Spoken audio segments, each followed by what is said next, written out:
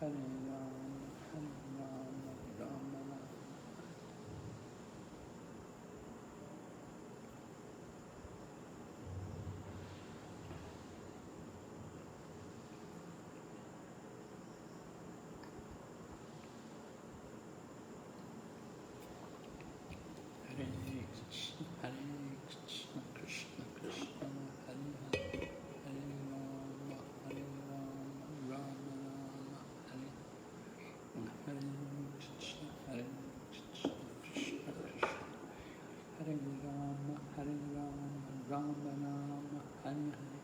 Hare Krishna, Krishna Krishna, Hare Hare, Hare Rama, Rama Rama, Hare Hare Krishna, Krishna Krishna, Hare Rama, Rama Rama, Hare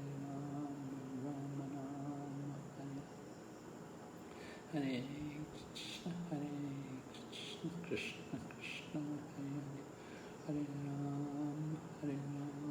Rama Rama, Hare Hare. Hare Krishna, Krishna Krishna, Hare Rama, Rama Rama, Hare Hare Krishna, Krishna Krishna, Hare Hare, Hare Rama, Rama Rama, Hare Hare Krishna, Krishna Krishna, Hare Rama, Rama Rama, Hare Hare Krishna, Krishna Krishna. Okay. Om Madhyanatimurandasya Gyananjana Shalakaya Chaksuranmilitan Yena Tasmai Shri Gurave Namaha. Namam Vishnu Padaya Krishna Pristaya Bhutale Srimate Bhaktivedanta Swami Niti Namane. Namaste Saraswati Devi Gauravani Pracharine Nirvishesha Shunyavadi Paschatya Deshatarine Vanchakalpatarubhyascha Kripa Sindhu Bhayevacha Patitanam Pavanhebhyo Vaishnavibhyo Namo Namaha. Jaya Shri Krishna Chaitanya Prabhu Nityananda Shri Advaita Gadadhar Shri Vasadi Gaur Bhaktavinda. Hare Krishna, Krishna Krishna, Hare Hare, Hare Rama, Rama Rama, Hare Hare. We're studying Nectar of Devotion, and we're on Chapter 3, Eligibility of the Candidate for Accepting Devotional Service.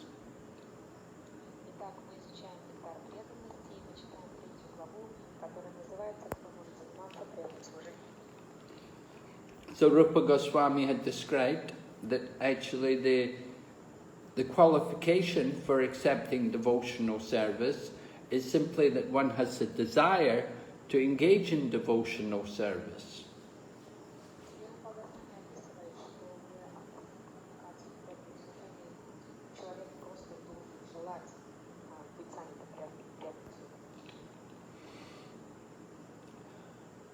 We heard about 4 different kinds of people who come to Krishna consciousness, as described in the Bhagavad Gita.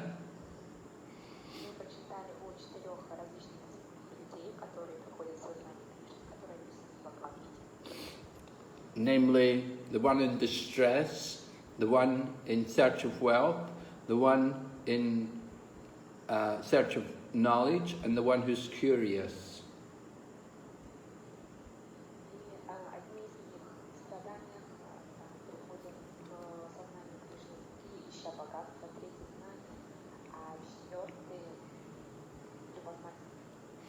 And we heard that of these 4, the best one is the one who comes in search of knowledge.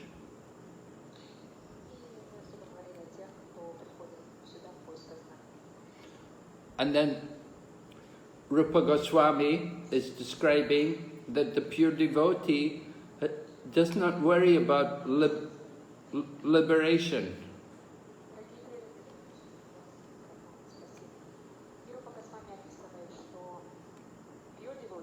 Yeah.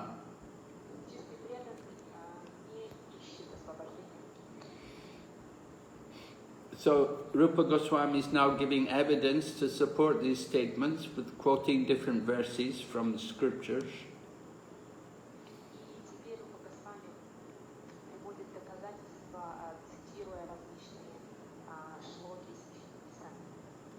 So you can continue reading, Tatiana?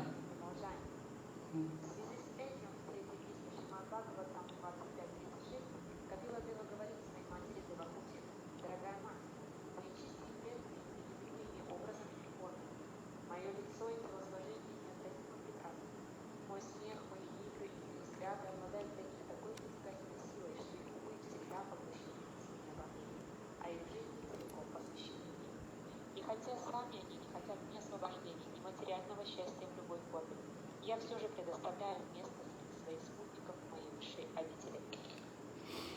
So this verse is stated from the 25th chapter of the 3rd canto, which is a very famous verse. Srila Prabhupada lectured on these verses, and it's there in the book called The Teachings of Lord Kapila.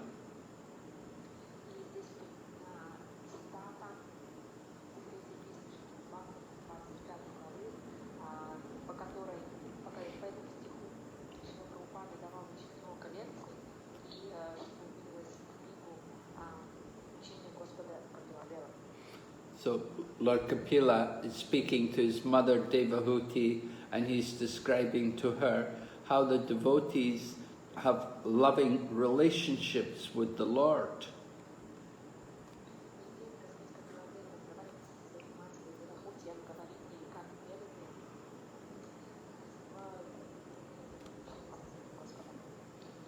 And he's talking about how the pure devotees see the Lord in the deity form.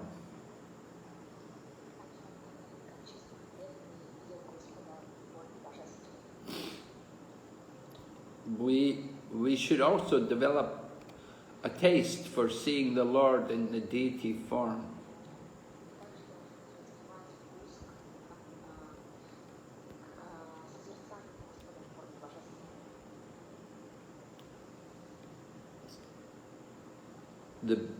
Seeing the beauty of the Lord in the deity and developing the relationship with the Lord.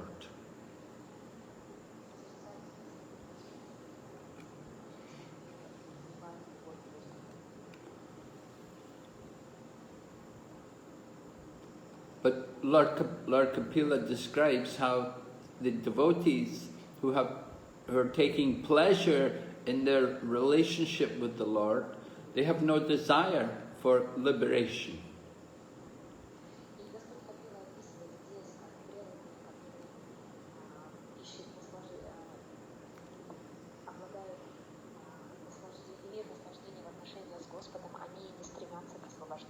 They don't want any kind of material happiness. They don't want to ask the Lord for anything.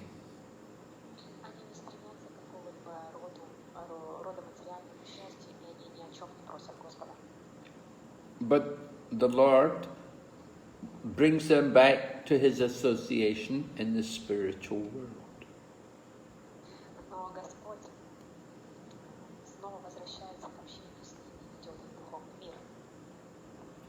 So, although the devotee is very happy to serve the Lord wherever they are, the Lord sometimes likes to bring the devotees back to His abode.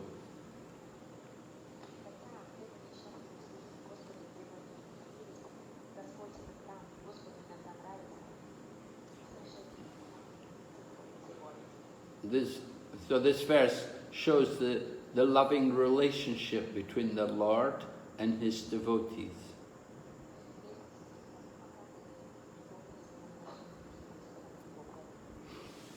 So Srila Prabhupada goes on to discuss this more in the next paragraph. Tatyana will read.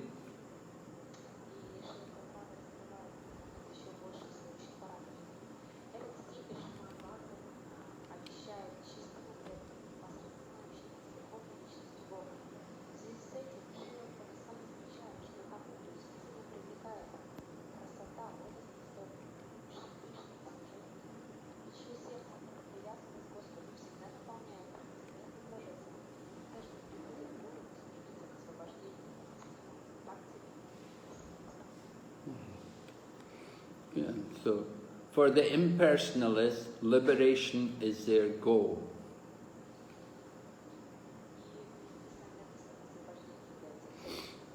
They simply want to get free from the material world.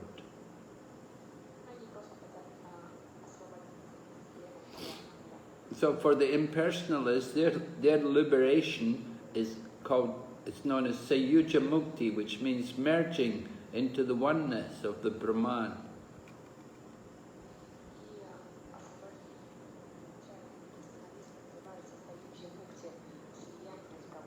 And that same destination of being in the Brahman, that is also given to the demons who Krishna kills.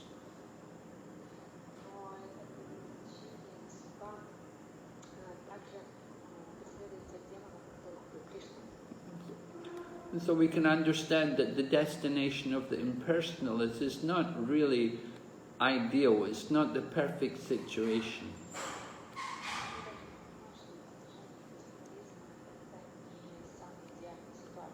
And even they may achieve that liberation.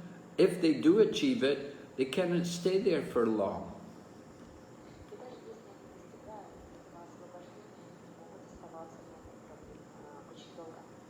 Because there are no activities there. So they will come back again to the material world. So Rupa Goswami, in describing the glories of devotional service, he also minimizes the position of impersonal liberation.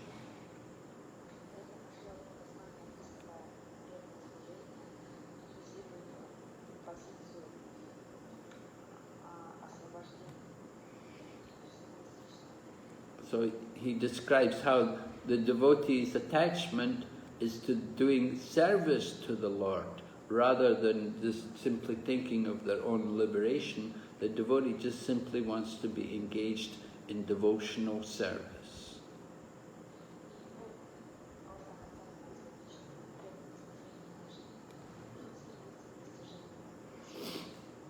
And they have a strong attraction to see the beauty of the Lord in His different bodily features.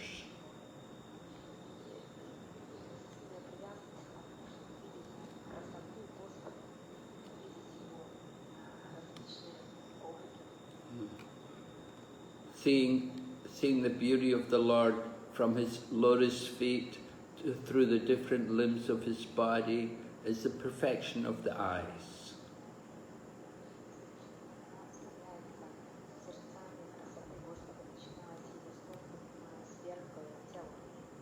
The gopis curse Lord Brahma. They consider Lord Brahma to be a hopeless creator.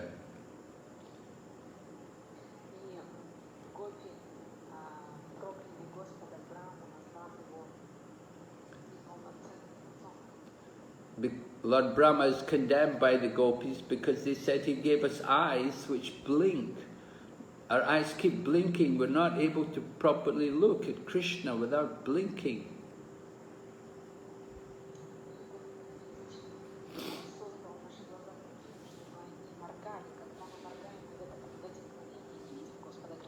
We want to see Krishna at every moment, but these eyes are blinking.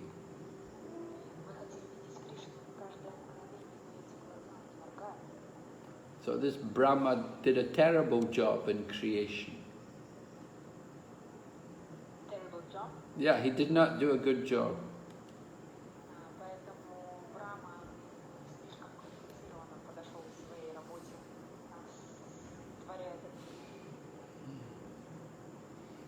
We're also told that if we look on the form of Govinda and we see the beauty of the Lord, then we'll never be attracted again to the family, society and friends.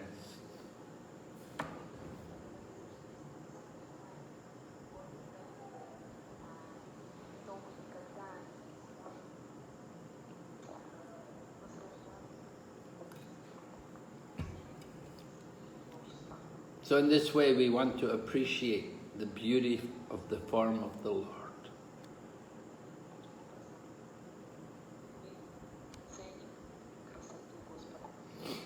Go ahead. Аналогичное высказывание есть при Шримад Бхагаватам 4.15. Удава обращается к Господу Кришне с такими словами. Мой Господь, мне не требуется экономическое благополучие, ни чувственное удовлетворение, ни освобождение. Ничего не могут дать мне воспоминания, которые целиком любовью служат Тебе, хотя счастье, которое приносит все это, легко доступно. Мне не трудно было бы получить любой из этих даров, но несмотря на такую возможность, мой Господь, я не стремлюсь к ним. Единственное, о чем я молю Тебя, это даровать мне непоколебимую веру в Тебя и преданность Твоим лотосным стопам. So now another verse is being quoted, this time spoken by Uddhava, who is directly addressing Lord Krishna. И в этот раз приводится цитата, которую произносит Удава, который прямой обращается к Кришне. So Uddhava is a very intimate friend of Lord Krishna, and he's like the secretary of Lord Krishna. When Krishna was in Dwarka, then Uddhava was often with him. И Удава был очень близким другом Кришны, он брал его за секретаря, и когда Кришна жил в Двараке, Удава постоянно рядом с ним. Uddhava was also, there was some relationship there, that Uddhava was like a nephew of Lord Krishna.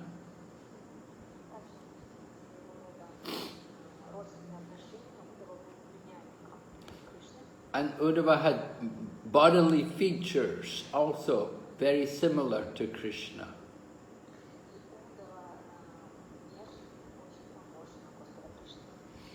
And he would wear the garland of Lord Krishna, and he would often wear clothes or cloth which had been worn by Krishna.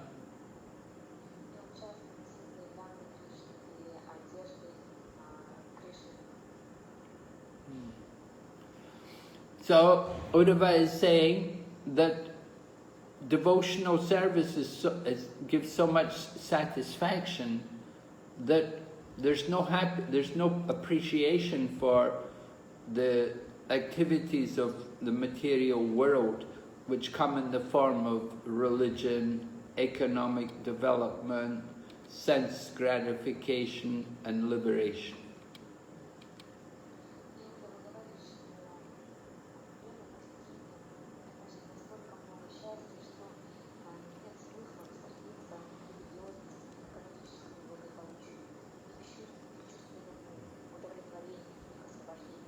Yeah. In material life, these four activities are very much important, and that's the basis of material existence.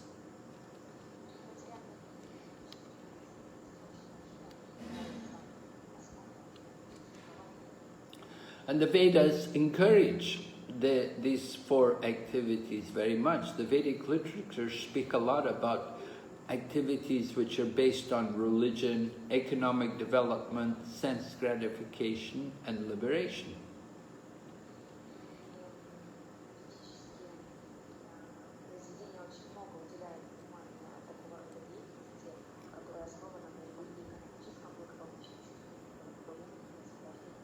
So, in material life, happiness is generally derived from these four activities.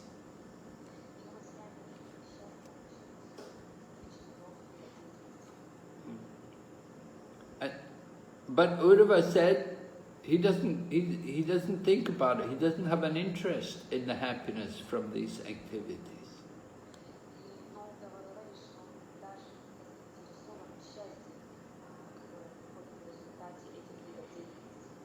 He could easily get happiness. He could easily have economic development, sense gratification, liberation. All of these things are there for him any time.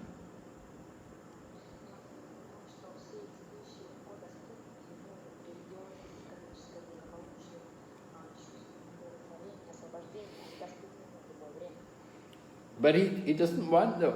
All he wants is faith and devotion in the service of Krishna.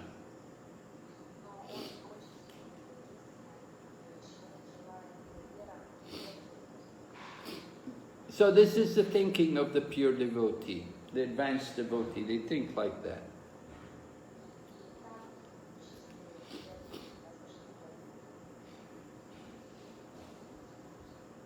Go ahead.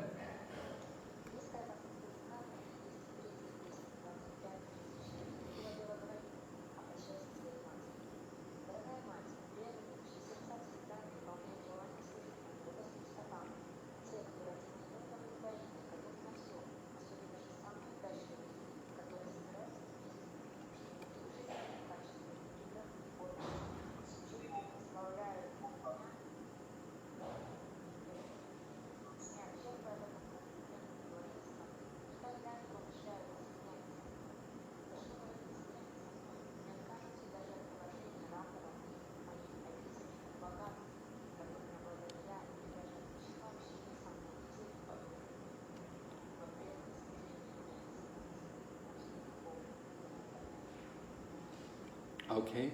So again, this is again another verse from this 25th chapter of the 3rd canto, where Lord Kapila is instructing his mother.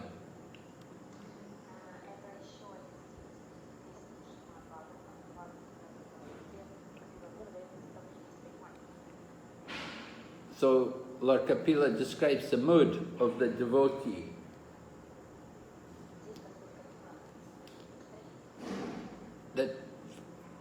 That they're only thinking about service, to what service they can do for the Lord.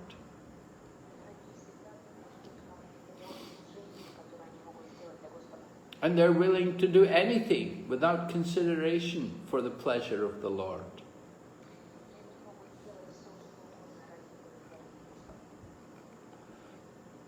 And they're very active in hearing and coming together with other devotees to discuss the Lord and His pastimes and glorify the Lord.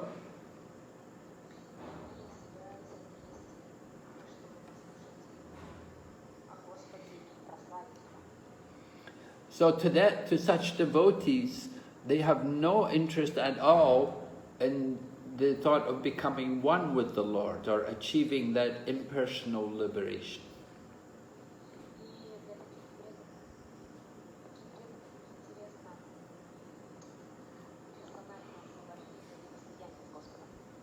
But then Lord Kapila goes on, he said, they don't even want the other kinds of liberation. They don't want the impersonal liberation, but they don't want the other kinds of liberation either.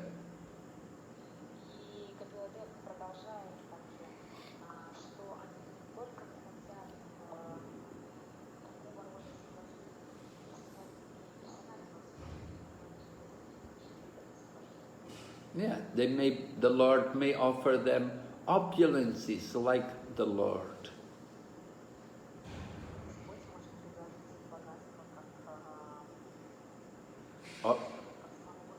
Or He may offer the devotee to become one of His personal associates and live with Him in the spiritual world, in the Vaikuntha.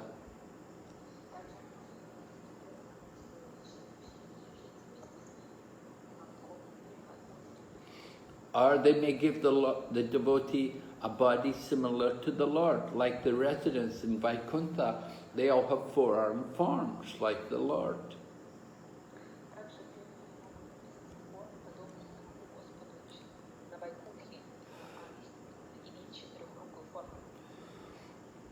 In Brihad Bhagavatamrita, Sanatana Goswami describes how Gop Kumar, a cowherd boy from Vrindavan, went to Vaikuntha.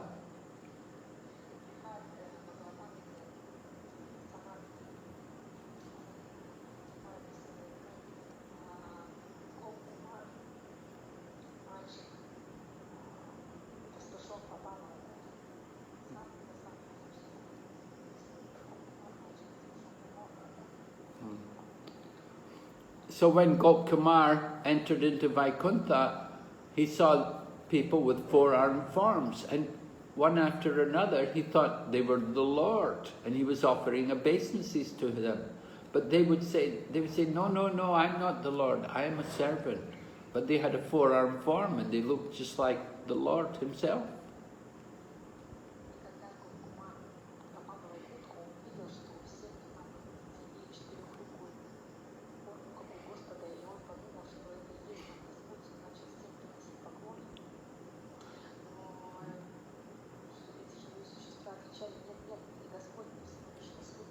So they had achieved Sarupya Mukti. They'd achieved liberation where they were given a bodily feature just like the Lord.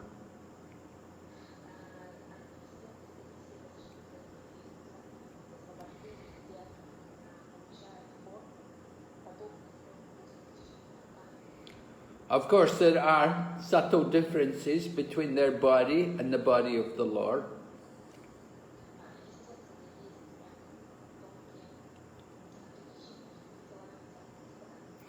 That the Lord has a special mark on his chest, the Srivatsa hair on his chest, which distinguishes him from other devotees.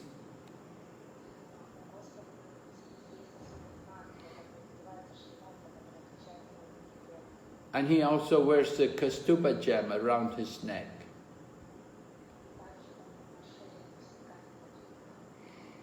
So that Gopkumar learned how to recognize who is actually the Supreme Lord.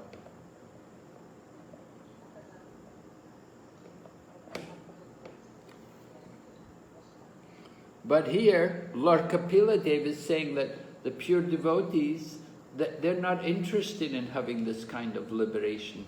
All they want is devotional service.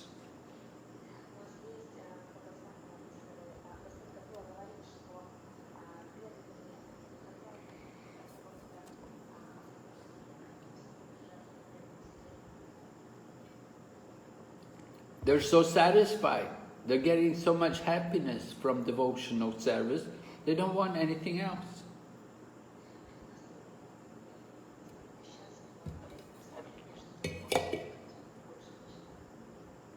Go ahead.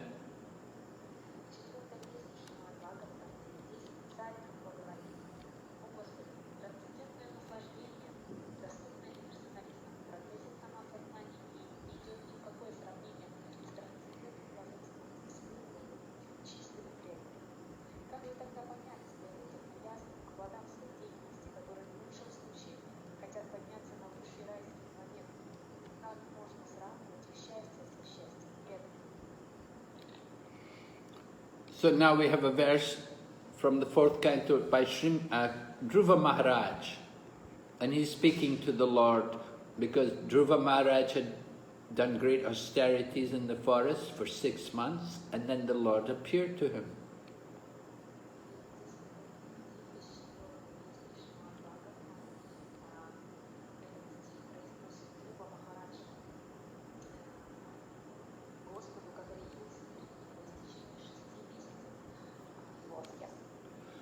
So Dhruva Maharaj was a young child at the time, but the Lord touched him on the head with his conch shell and inspired him with transcendental knowledge.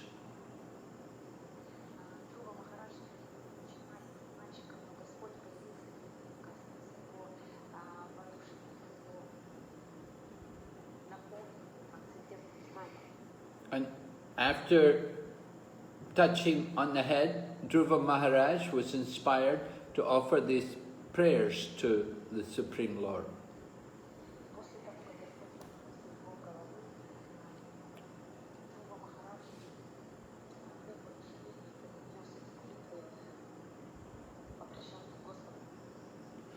So he's describing how the devotees enjoy far greater pleasure than the pleasure of the impersonalists.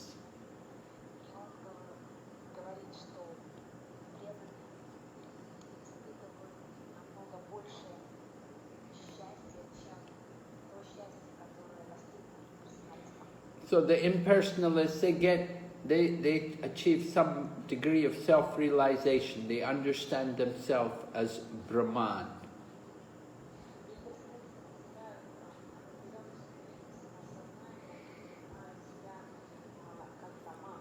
But they have no realization of the Supreme Lord.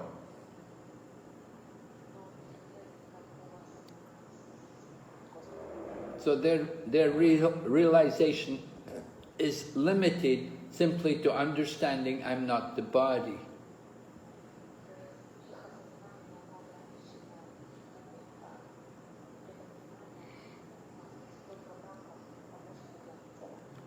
So on that level of liberation, they're no longer subject to any miseries of the material body.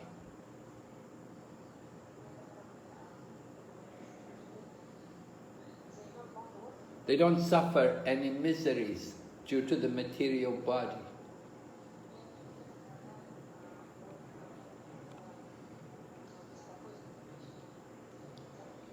Miseries of the material world, adibhotic, adiatmic, adidaivik. These three different kinds of miseries are there in the material world.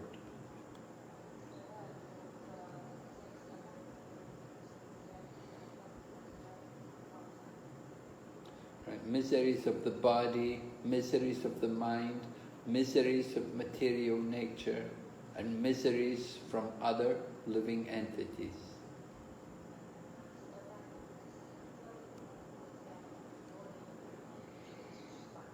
But the impersonalist, he doesn't experience this because he's liberated, he's freed from the bodily connection.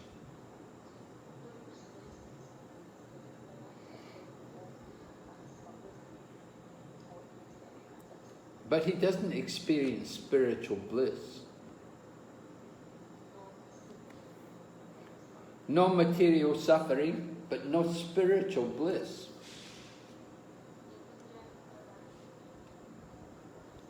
So Dhruva Maharaj said, the devotees who are doing devotional service, who are meditating on the lotus feet of the Lord, they experience that bliss.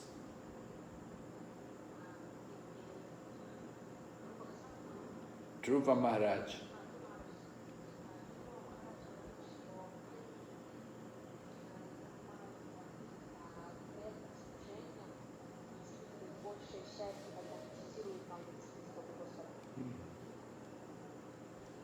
And then there are ordinary karmis, people who work to enjoy the results of their labor. They want to go to the higher planets.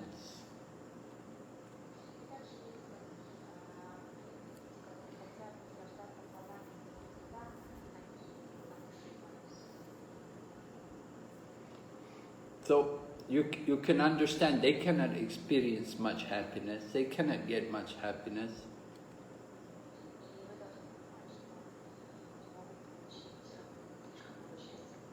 The happiness of the heavenly planets is insignificant compared to the happiness of the devotee.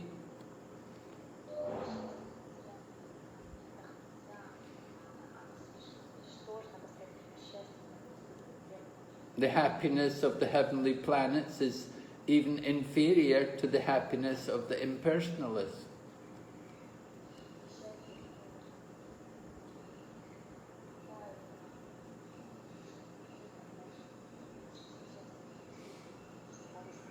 But the devotee who's properly engaged in Krishna's service, he can experience that happiness.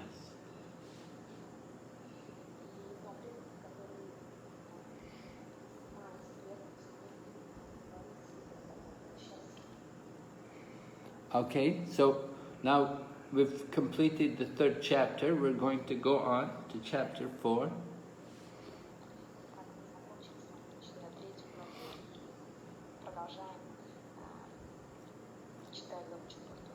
It's entitled Devotional Service Surpasses All Liberation.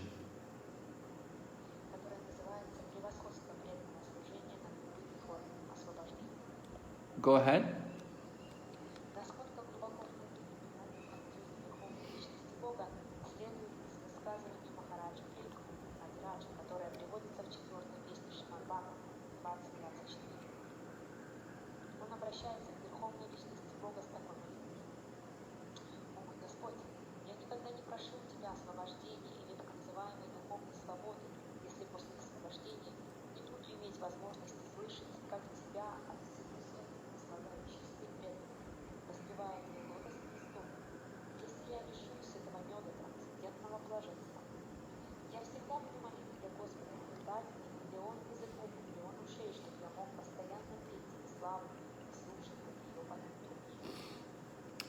So Prithu Maharaj is one of the incarnations of the Lord, and he's described, his activities are described in the 4th canto of the Srimad Bhagavatam.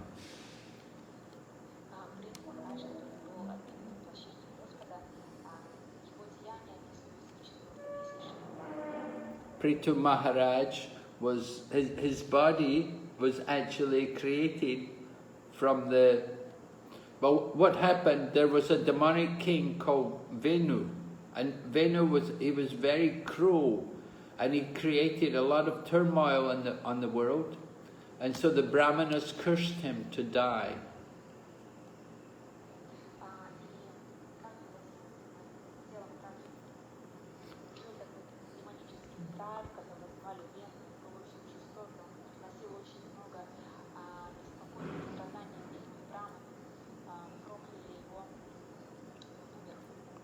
So, after Venu was cursed by the Brahmanas to death, then the Brahmanas wanted somebody to become the king and to rule. So from the dead body of Venu, they produced the body of Maharaj Prithu.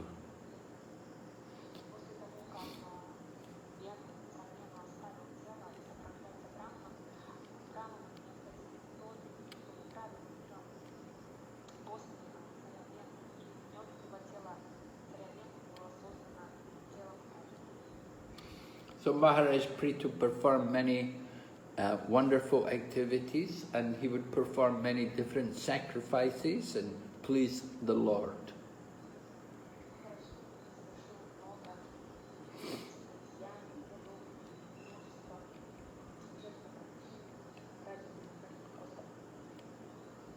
Srimad Bhagavatam describes how Maharaj Prithu would do yagya, and the 4 Kumaras would come. They would become present. They would actually come and attend the sacrifice.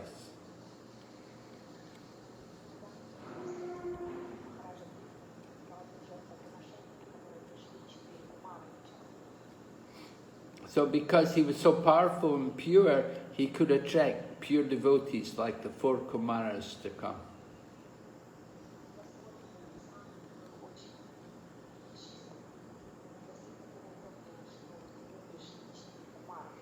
So here in the verse which is quoted, Prithu Maharaj is glorifying the importance of hearing and chanting.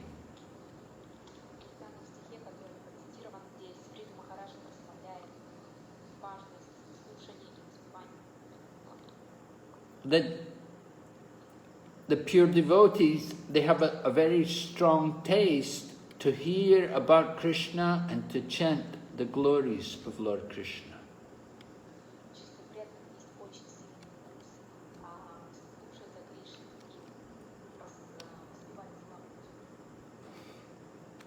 And Prithu Maharaj prays that he would like to have millions of tongues and millions of ears so that he could do more chanting and more hearing.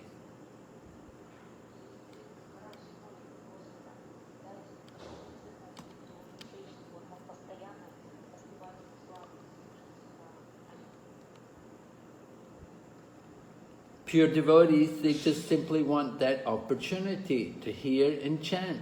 They don't want anything else. They're getting so much pleasure in that they don't aspire for anything else.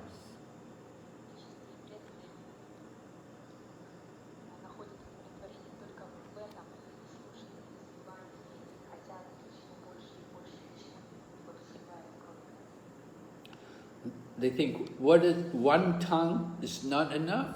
Can't do much with one tongue. And one pair of ears is not enough. I need many, many ears, many, many tongues. Then I can chant better.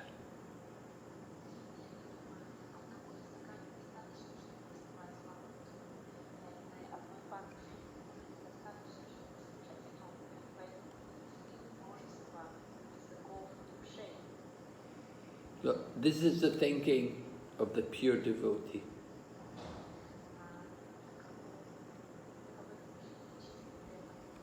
Go ahead.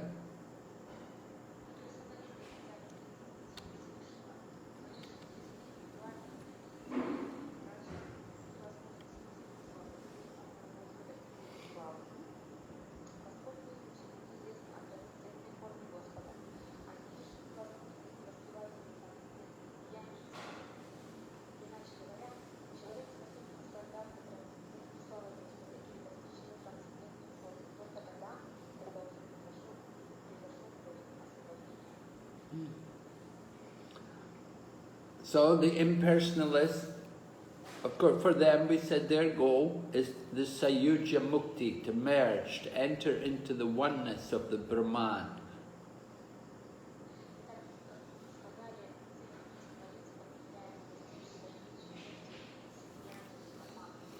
So entering into the Brahman, the impersonalist has the idea that they're no longer an individual, that they've just become one with the oneness of the Brahman.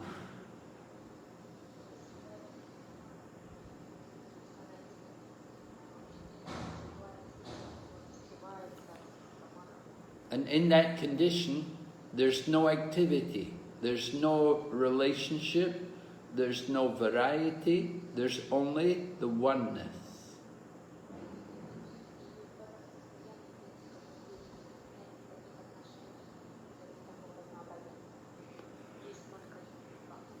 So, this is why in that condition, the impersonalists, they cannot do any hearing, they cannot chant, they cannot appreciate the glories of the Lord.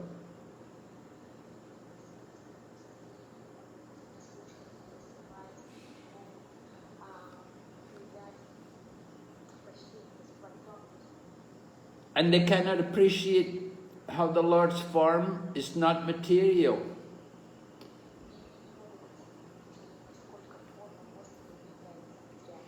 They're thinking, when Krishna comes in this world, that he is also like them.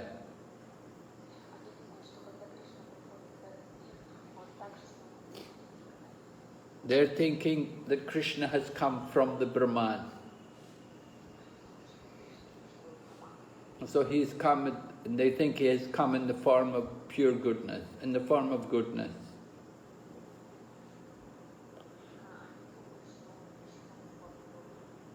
So they cannot understand how the Lord's form is not material. They're thinking he's also taken birth. Just as we have taken birth, they think when Krishna comes, he is also taken birth.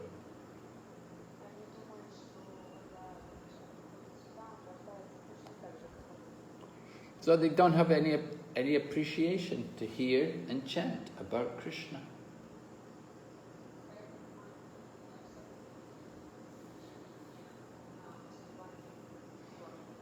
So Srila Prabhupada says that one has to be on the liberated platform to take pleasure in chanting and hearing about Krishna.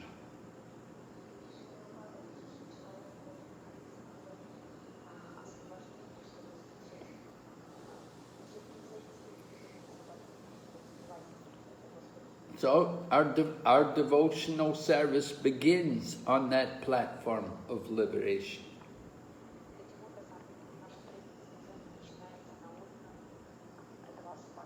This is described in the Bhagavad Gita. Right? 18th chapter. Brahma Bhuta Prasanatma Nasochati Nakanchati Samasarveshu Bhuteshu Madbhaktim Labhate Param. That one who is actually understood that they're Brahman, that they're not the body, then they are a joyful soul.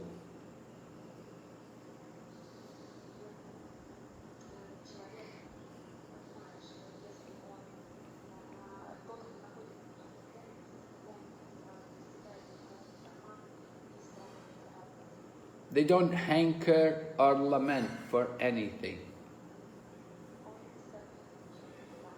And they see all living entities equally. This is actually the platform of Brahman. This is the liberated platform. So in that condition, one can take up devotional service.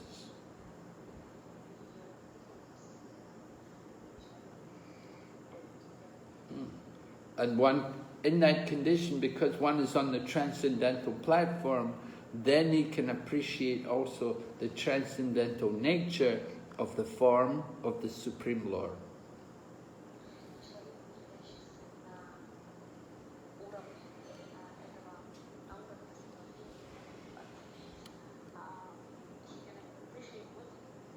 the form of the Lord. So we see how Krishna consciousness works, how it brings us very quickly to the liberated platform.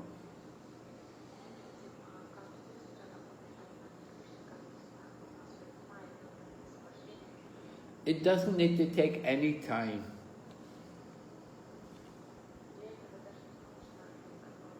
Very easily, very quickly, devotee can come up to that platform of Brahman and begin devotional service.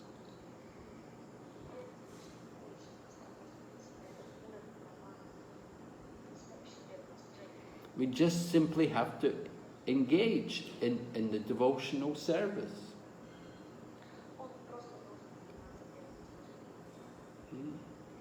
Okay, we'll go one more paragraph.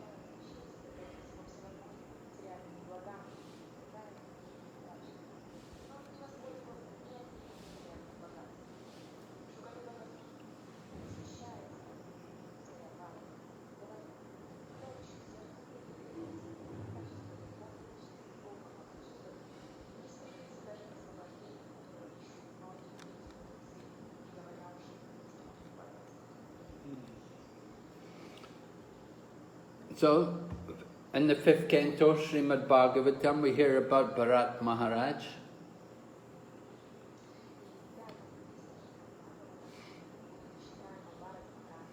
He was the eldest son of Rishabdev. Rishabdev had 100 sons, and he was the most famous of them. And after his father retired to do austerity, then Bharat became the king.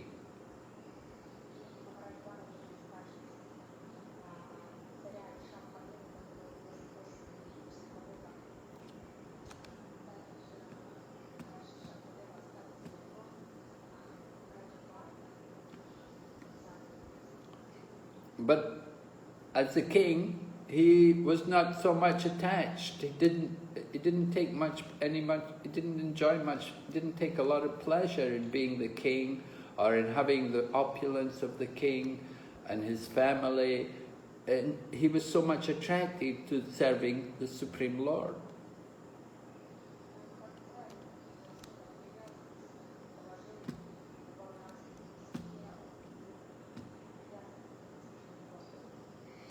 Even though he was given so much opulence by the goddess of fortune, he didn't take pleasure in it.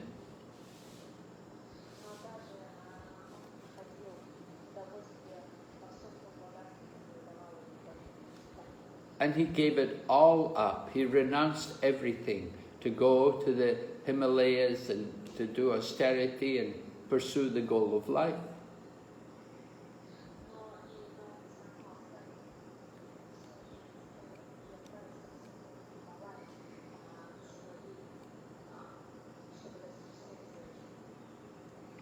So this behavior of Maharaj Bharat was appreciated by Sukadeva Goswami.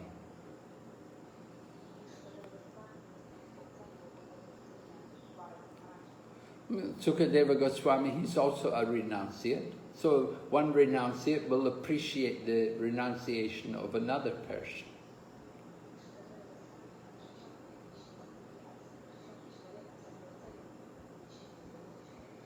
The behavior of Maharaj Bharat would be criticized by the materialists.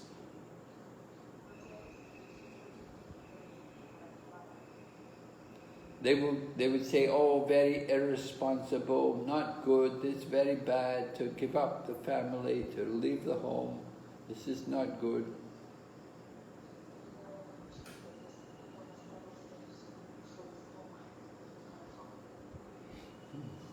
But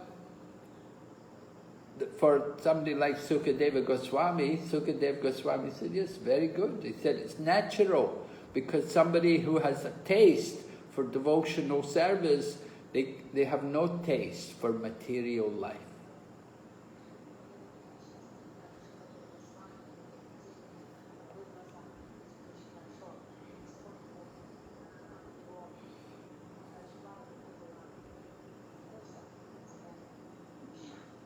Material opulences, that does not mean anything. It doesn't attract the mind of the pure devotee.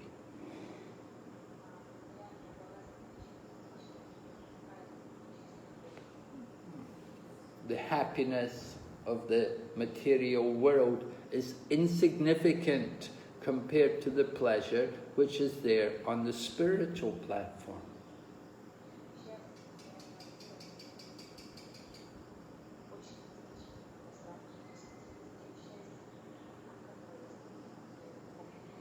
So Srila Rupa Goswami has compiled this nectar of devotion, giving so much evidence to support the thinking or the activities of the devotees.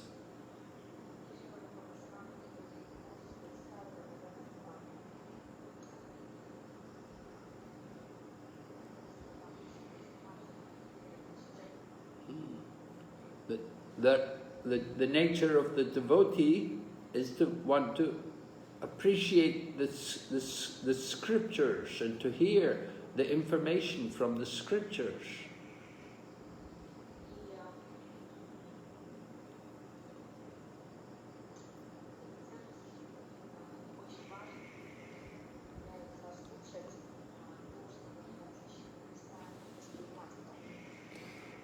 But for the non-devotee, for the materialist, they're fully in the mode of passion and ignorance. They have no taste, they have no interest to hear about the great devotees and the great saintly kings.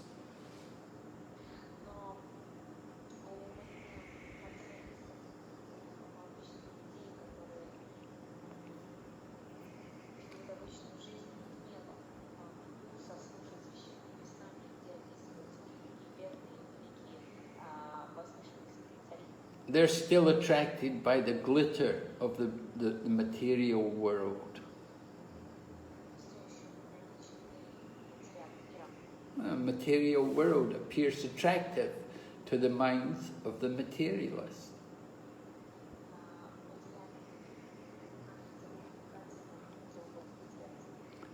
So in Bhagavad Gita, Krishna compares the two people. He said, one is like what is daytime for one is night for the other, and what is night for the other is daytime for that.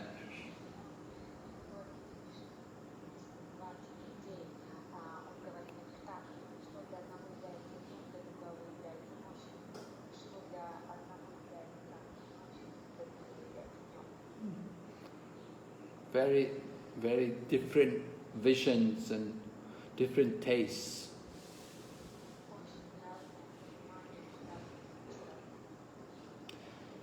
Okay, so we will stop here and we'll ask if there's any questions.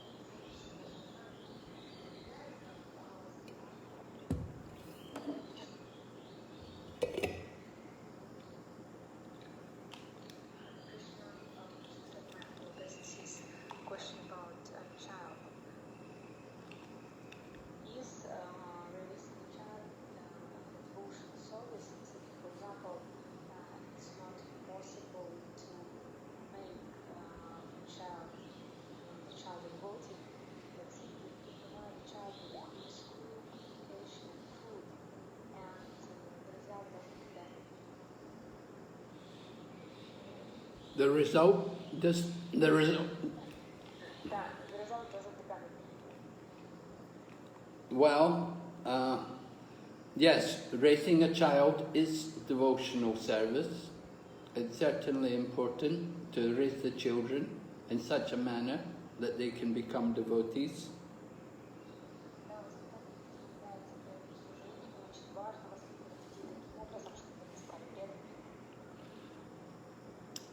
Srila Prabhupada describes about his own childhood and how much his parents encouraged him in Krishna consciousness. Шрила Прабхупада описывал свое собственное детство и как родители воодушевляли его к The example of his father worshipping the deities. Он также приводил пример своего отца, который поклонялся божествам. So being a parent is a big responsibility because all of our actions and activities are seen by our child. И быть родителем очень большая ответственность, поскольку все то, что мы делаем, все это видит ребенок. So it's very important that somebody who has a child, that they show the right behavior and the right example to instruct the child by their behavior. И те, кто воспитывает детей, должны сами видеть пример, чтобы вести себя таким образом, чтобы ребенок мог брать пример. Just like the child needs to see the parents also chanting. He needs to see the mother and father that when they cook food, they first of all offer it to Krishna and they will bow down before Krishna's altar. The child needs to see these things. И ребенок должен видеть, как его родители воспевают святые имена, как они готовят еду для Кришны, как они предлагают ему еду, как склоняются перед алтарем. Ребенок должен видеть это. And the child needs to see these things from the beginning of their life. И ребенок должен с самого начала своей жизни видеть все это. Then it becomes very easy for the child to accept Krishna consciousness. И тогда для ребенка становится очень легко принятие сознания Кришны. But if the child doesn't see the mother or father do these things, then the child will also not be much inspired to be a devotee. Но если ребенок не видит, что родители всем этим занимаются, тогда он не будет очень воодушевлен стать преданным. Микрофон подойдет. Да, Now, how did I become a devotee? I didn't see my mother and father bow down. I didn't see my mother and father do any of these things. How was I able to come to Krishna consciousness? Certainly, I didn't take up Krishna consciousness from the beginning of life. Конечно, я, например, я не видел своих родителей, склоняющихся перед алтарем, перед Господом, и не было примера с самого детства перед моими глазами, как я стал преданным. But I had to experience the frustration of material life, and the frustration of material life inspired me to Krishna consciousness. Но у меня был опыт разочарования в материальном мире, и на это воодушевило меня стать сильнейшим преданным. Because I was looking and searching, trying to find the answers to the problems of life. Поскольку я искал ответы, искал решения на вопросы, And связанные с проблемами жизни. And I found all the answers, I got all the information from Krishna consciousness. Я нашел все ответы, нашел всю информацию в сознании Кришны. So that frustration and lack of satisfaction in material life, that brought me to Krishna consciousness. Именно это разочарование, недостаток счастья в материальном мире, именно это привело меня к сознанию Кришны. But it's much better if from the very beginning of life one can become Krishna conscious. Но гораздо лучше, если человек с самого начала своей жизни станет Кришной. So if the parent, as a mother, if you're able to inspire your child to show the nice example to them, then it can make it so much easier for the child to take up Krishna consciousness. Если вы как мать можете дать соответствующий пример, то гораздо легче. In the Srimad Bhagavatam it said, don't become a parent unless you can deliver your children from birth and death.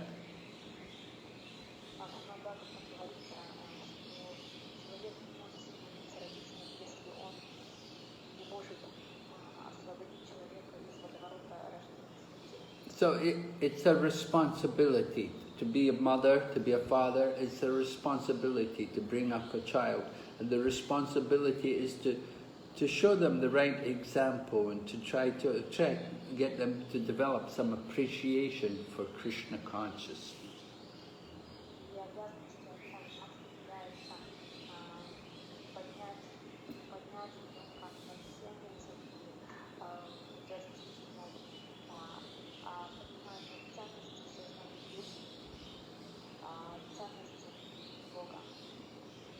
Being a parent, parenting is a very, very big subject matter, and gradually our movement is bringing out some literature discussing the importance of parenting and how we should be parents, what kind of things we should do in order to encourage the children.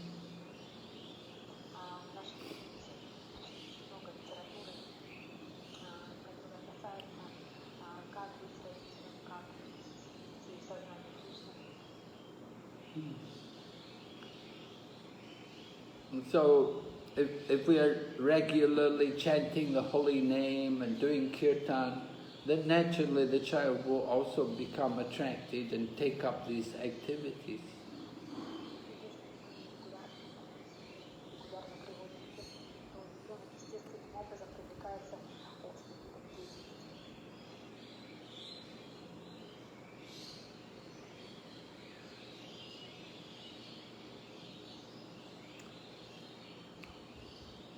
I don't know if I've answered. I don't know if I've answered your question sufficiently. But is there something, some other particular aspect of parenting you wanted to ask about?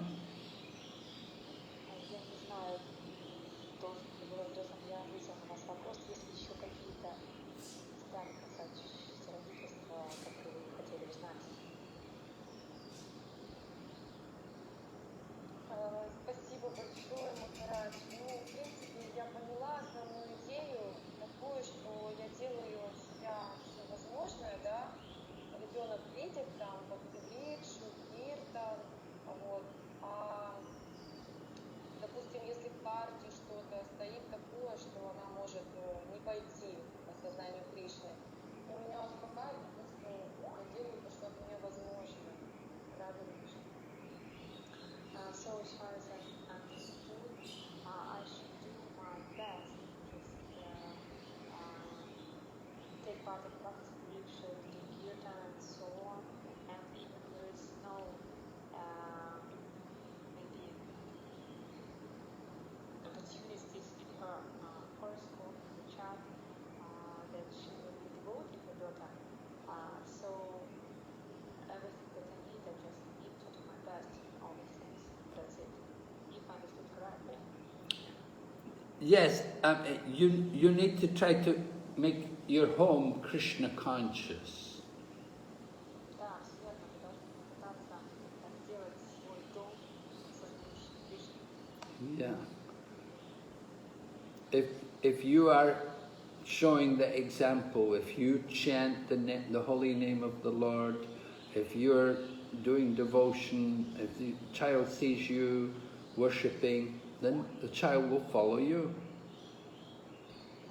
Если вы развиваете себе поклоняетесь божествам, и ребенок видит свет, то он будет следовать вашим примерам.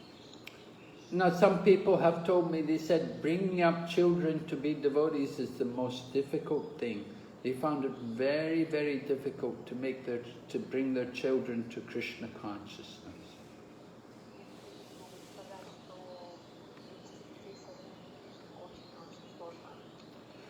Well, certainly it's difficult if you were not a devotee in the beginning. So you already had the child, and then later on, after having the child, then you become a devotee. So it means the child, they don't see from the beginning of their life, they don't see Krishna consciousness.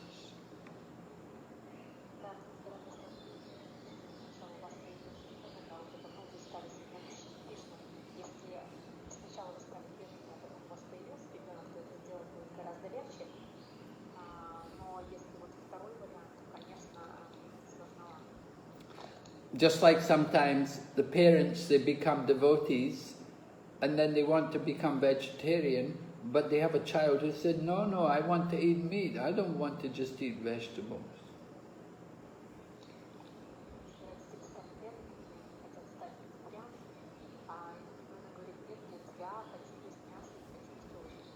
But if the child from the beginning of life is brought up as a vegetarian, then that's not a problem.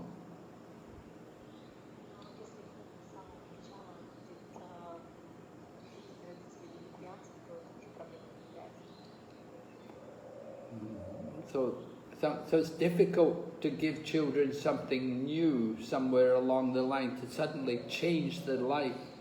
It's difficult.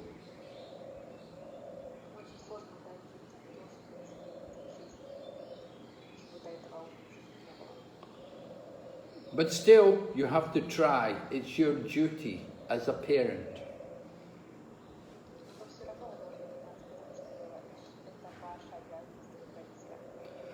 Now, Prabhupada had children.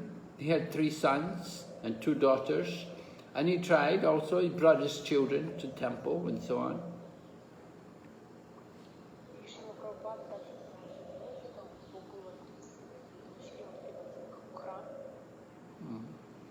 But, you know, they were not so much interested. The youngest son is a pious man, a good man, but other sons, we don't even know about them.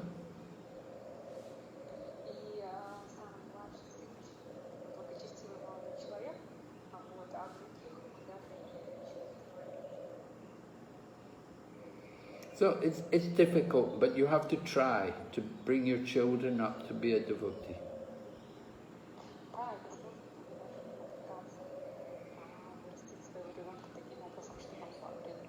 It doesn't depend on their astrology. Don't worry about what the chart says.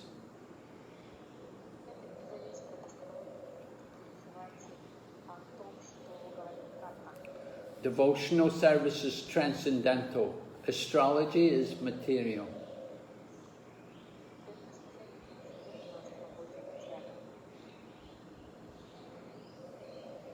Okay. Is there some other question? Yes, please. Преданный вопрос, пожалуйста.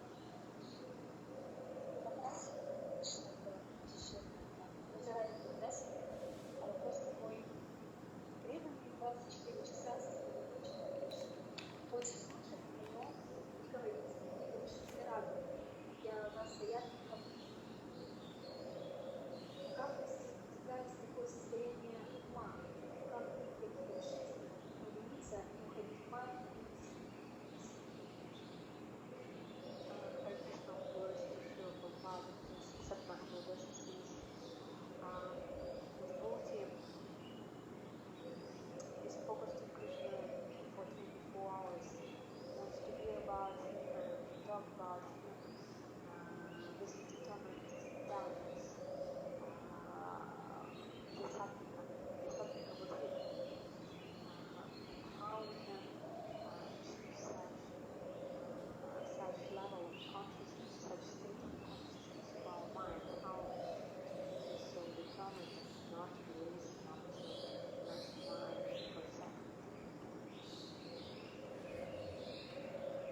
Well, good training in Krishna consciousness would help.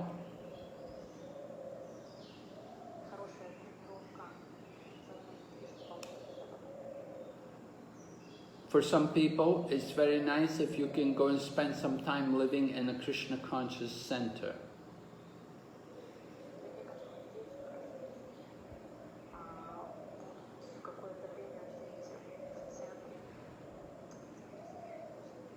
In that way you can be very regulated in hearing and chanting, and you can be properly engaged in Krishna conscious activities.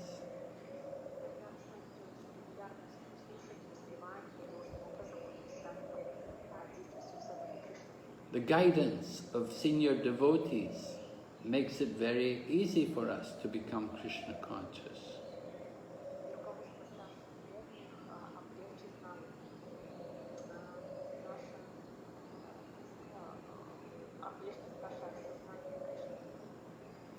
Krishna consciousness is within all of us, but we have to awaken our Krishna consciousness through hearing. So regular hearing is very important.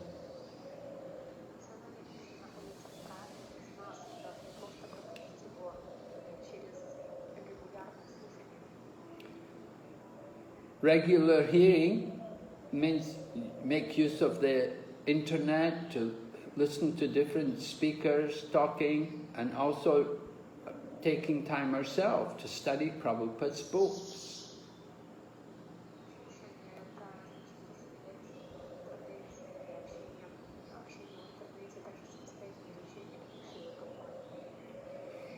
Many devotees now are in groups where they take turns to read every day, and they will read portions from the Bhagavad Gita or from Srimad Bhagavatam, and in this way they read every day. They're reading together, sharing.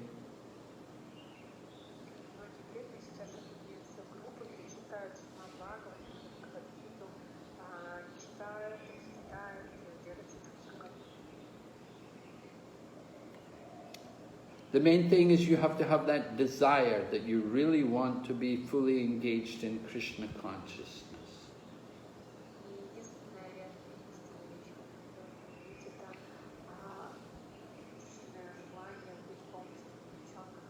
When we have this strong desire, then Krishna from the heart, he will direct us what we have to do.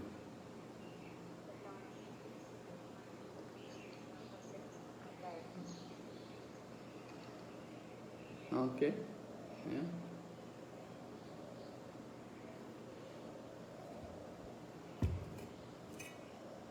The morning program is very important for all devotees.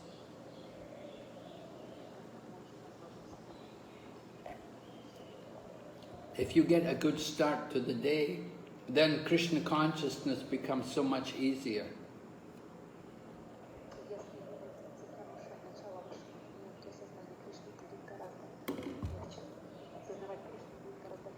At any time in the day, it is beneficial, but it's particularly beneficial in the morning.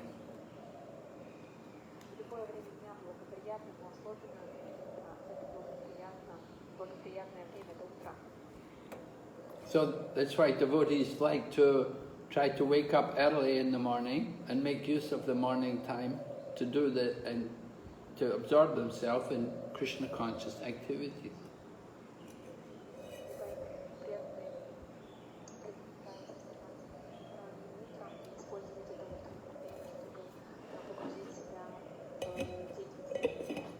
You have to work, you have to do things in the daytime, there's so many distractions in the day. So we try to make use of the early morning period for Krishna consciousness.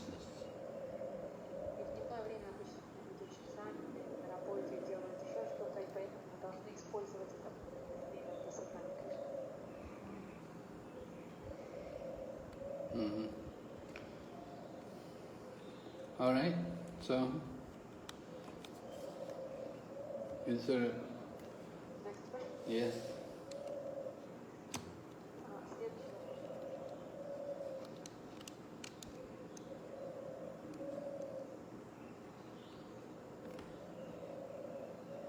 Харе Кришна, вопрос из чата. Харе Кришна, Гуру Махарадж, Кришна.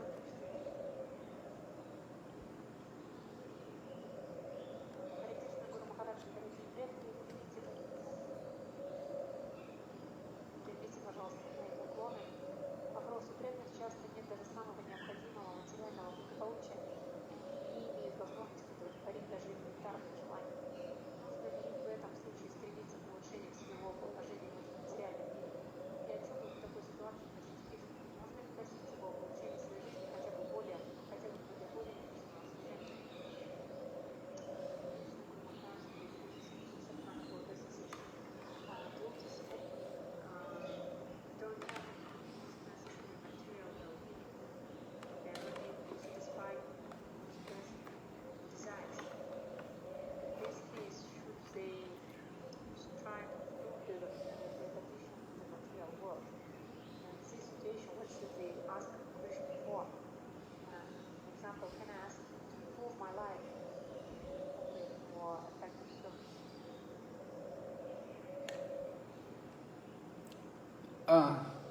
Yeah, you could ask Krishna like that, but that's not really spiritual.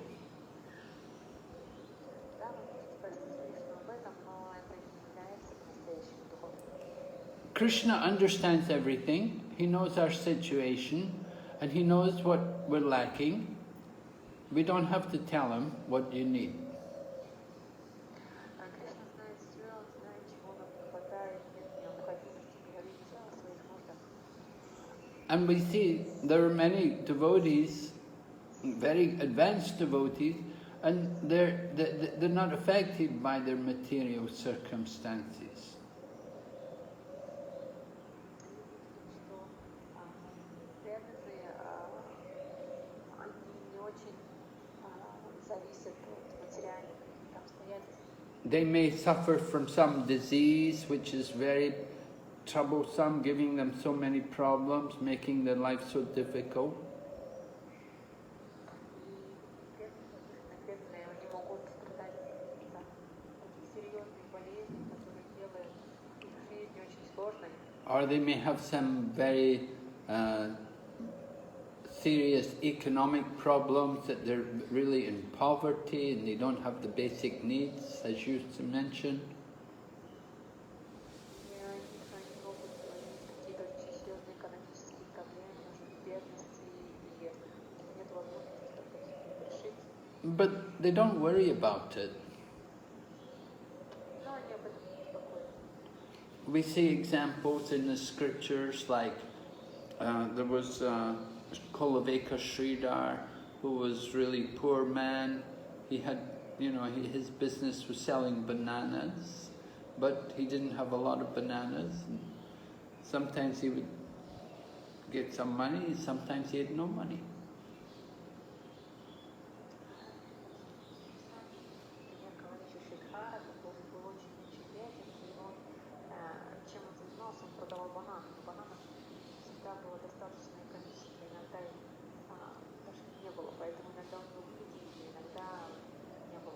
And when Lord Chaitanya invited him that he could ask something from him, Lord Chaitanya was revealing himself to be the Supreme Lord, and he told Kulaveka Sridhar, "What can I give you? Just ask anything you like.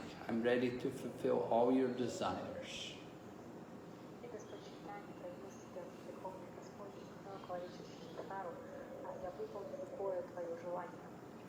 So how did Kulaveka Sridhar respond to Lord Chaitanya?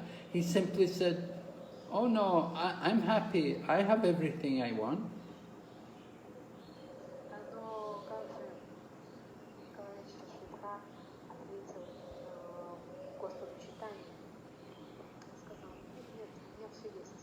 But Lord Chaitanya said, "But Sridhar, look at your cloth. Your cloth is very old and ragged. And I know your house is really broken down. It's a ramshackle. It's just not a pleasant house at all. It's very poor condition. I know you're in great hardship economically. Can't you take some wealth from me?"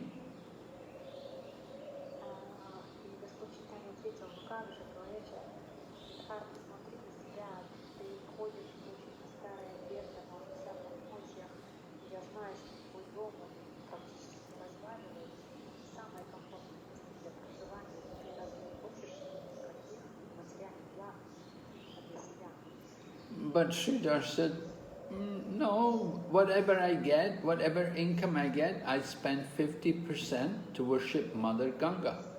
I'm happy."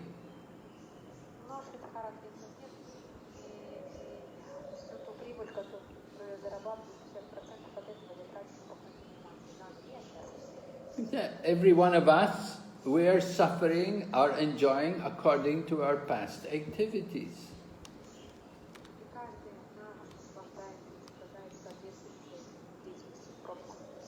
So somebody's got great wealth and somebody's got poverty. It's just the nature of the material world. The bird lives in the tree and the king lives in the palace.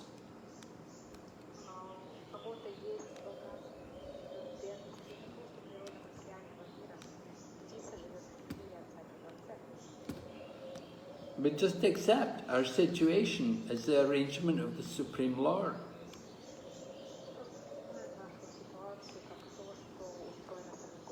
That He's put us in these conditions according to our past activities.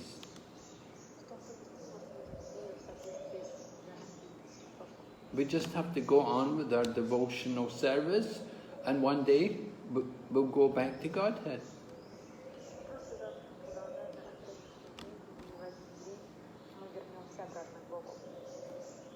We see also in Lord Krishna Lila, there's Sudama Brahman. Sudama also was very, very, very poor.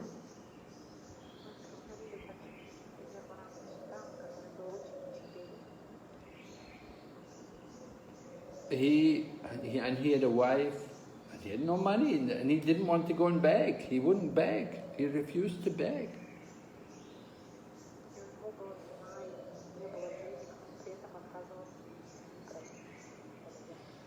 Now he was a Brahmana. He had a right to go and beg, but he wouldn't do it.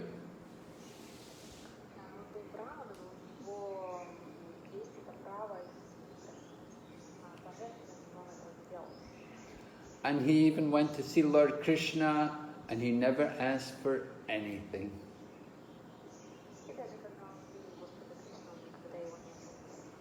But Krishna gave him everything.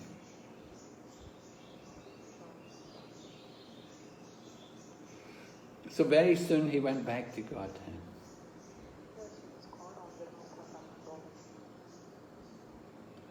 So we just have to accept our situation. There was another man, there was a leper, Vasudeva. He had leprosy in his body.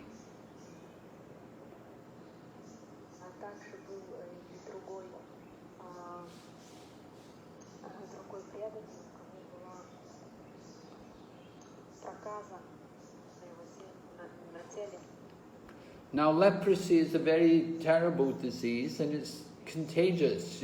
Somebody gets leprosy, people keep away from them. They're put away. Nobody wants to be near them.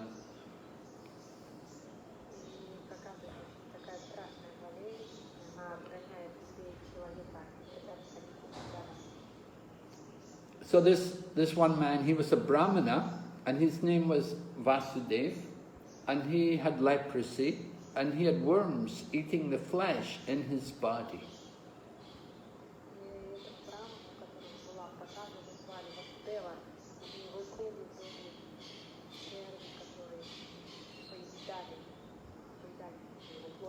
And sometimes some of the worms which were eating the flesh in his body, they would fall out from his body.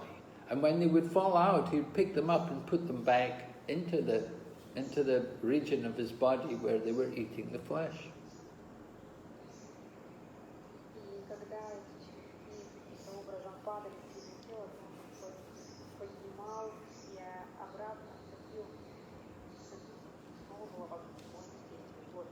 So Lord Chaitanya came there, and Lord Chaitanya cured the leprosy. He embraced the Brahmana.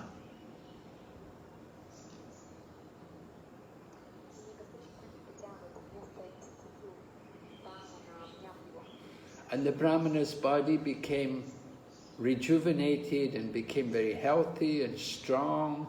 And the Brahmana was worried. He said to Lord Chaitanya, he said, now I may want to enjoy material life.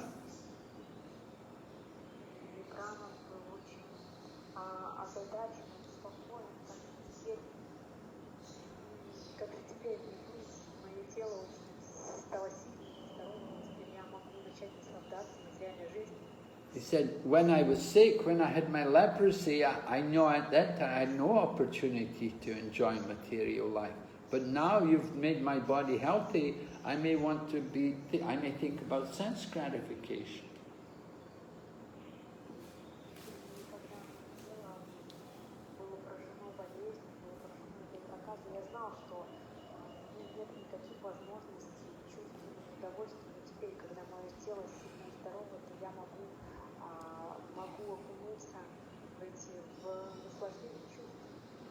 So we should think also our situation which we're in, that this situation is given to us by the grace of the Lord, that it's, in some ways it's a blessing that Krishna protects us from sense gratification. Мы, находясь в ситуации, в которой мы находимся, мы должны понимать, что это благословение Господа, что таким образом Господь защищает нас от действительности. If you had more opulent, if you had more wealth and so on, then you may not be Krishna conscious, but the situation which you're in is Krishna's arrangement to keep you Krishna conscious. Если бы у вас, например, было больше богатства, возможно, опыта путешествия с Кришной, ситуация, в которой вы находитесь, помогает вам продолжать находиться в сознании Кришны. So you can pray to Krishna to help you to improve your economic situation or your general situation of living, but that is not actually pure devotion.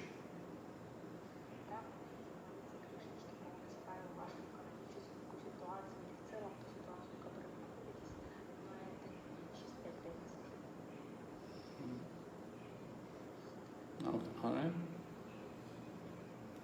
Another question? Следующий вопрос.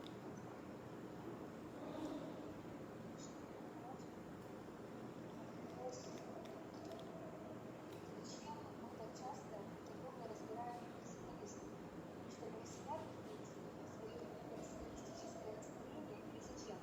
Если да, чтобы найти себя, то как мы такое в себе обнаружим, это пессимистическое состояние сознания Кришны? Why do we realize so often and in details that's why we want to find out ourselves in them or just to find out personal motive in ourselves or why? If it is in order to find ourselves or to find this personal state of consciousness. Yes. Why impersonalism is talked about so much? Because generally when people think of spirituality, that's what they think about. They think it's impersonal, that the spiritual path is leading to impersonalism. People don't have really much knowledge about the personal aspect of spiritual life.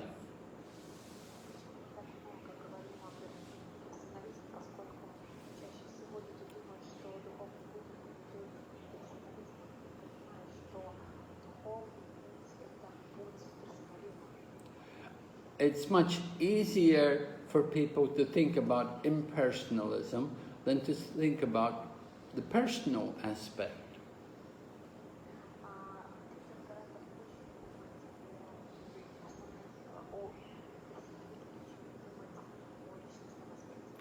The thought of becoming one with the Supreme is very attractive to people, that, oh yeah, I want to become God.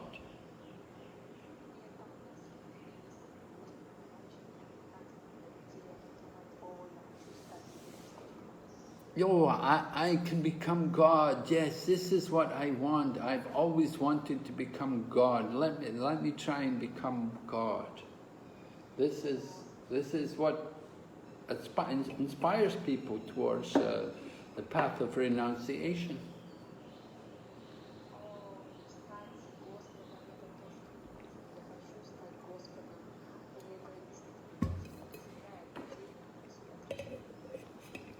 First of all, they try to become God in the material world. They try to conquer and enjoy and exploit everything in the material world.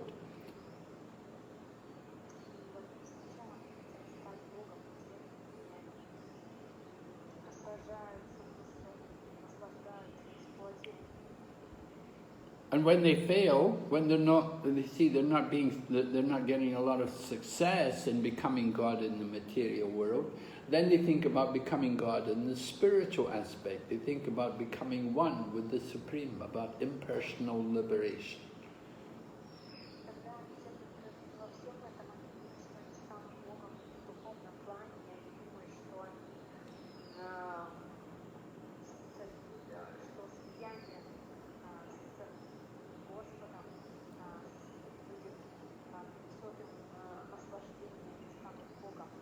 So because these two, because this philosophy is so, it's spread everywhere, it's so prominent, therefore we have to preach Krishna consciousness, we have to preach the message of Lord Chaitanya.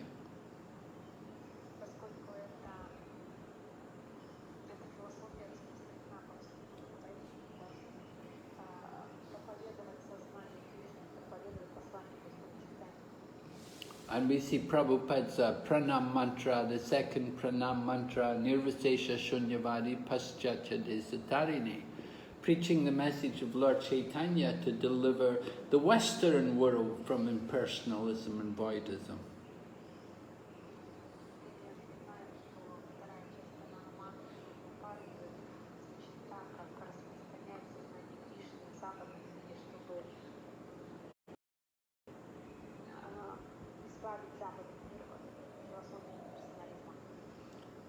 Of course, but the impersonalism and voidism is not only in the Western countries, it's also all over the East as well. It's very prominent in Eastern countries.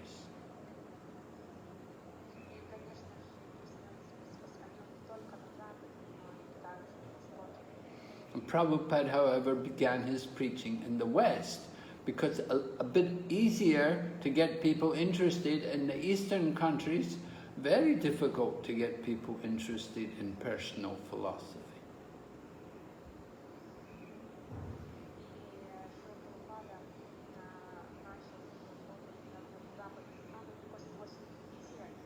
Yes.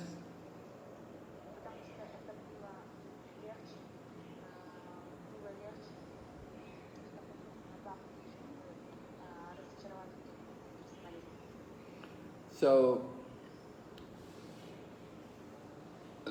trying to awaken people to Krishna consciousness, Prabhupada, just like Lord Chaitanya, when Lord Chaitanya was propagating the holy name, he went to South India because he found people more receptive there to the chanting of the holy name than they were in his own Bengal.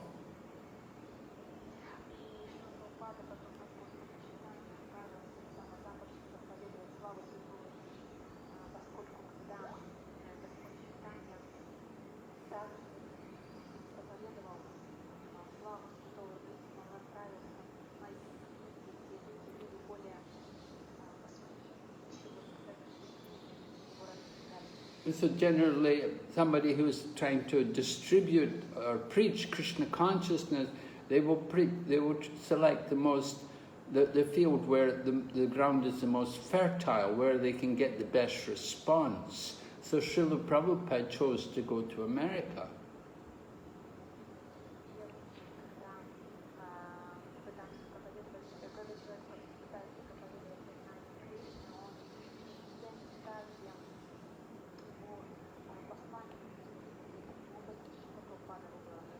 For he didn't know if he would get a good response or not, but he thought, let me try, because he wasn't getting much response in India.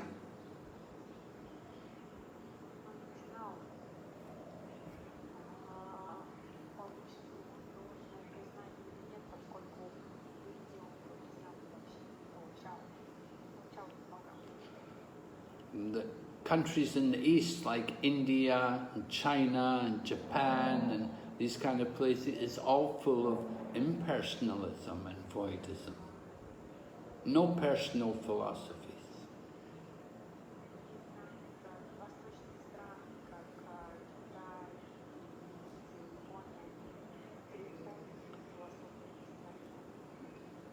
So sometimes where we're presenting our philosophy, people think we must be Christian because they think Christianity is the only personal philosophy.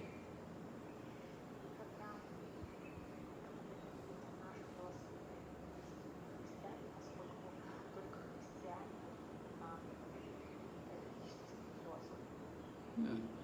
Christianity, personal, they have a God, personal God. So in the same way, they think if we have a personal God, we must also be Christians. And this way they misunderstand the whole Krishna conscious movement. Of course, our movement comes from the Vedic culture, which is much older than Christianity.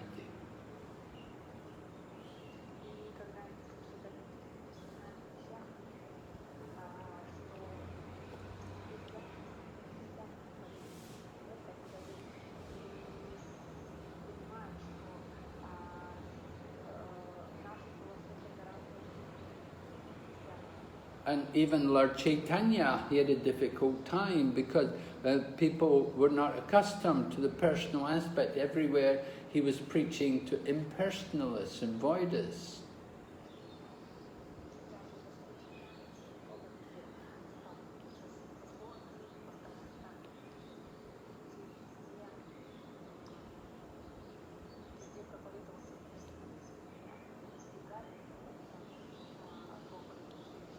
When he went to Jagannath Puri, the temple was in the charge of a person called Sarvabhauma Bhattacharya, who was a big Mayavadi, he was a big logician.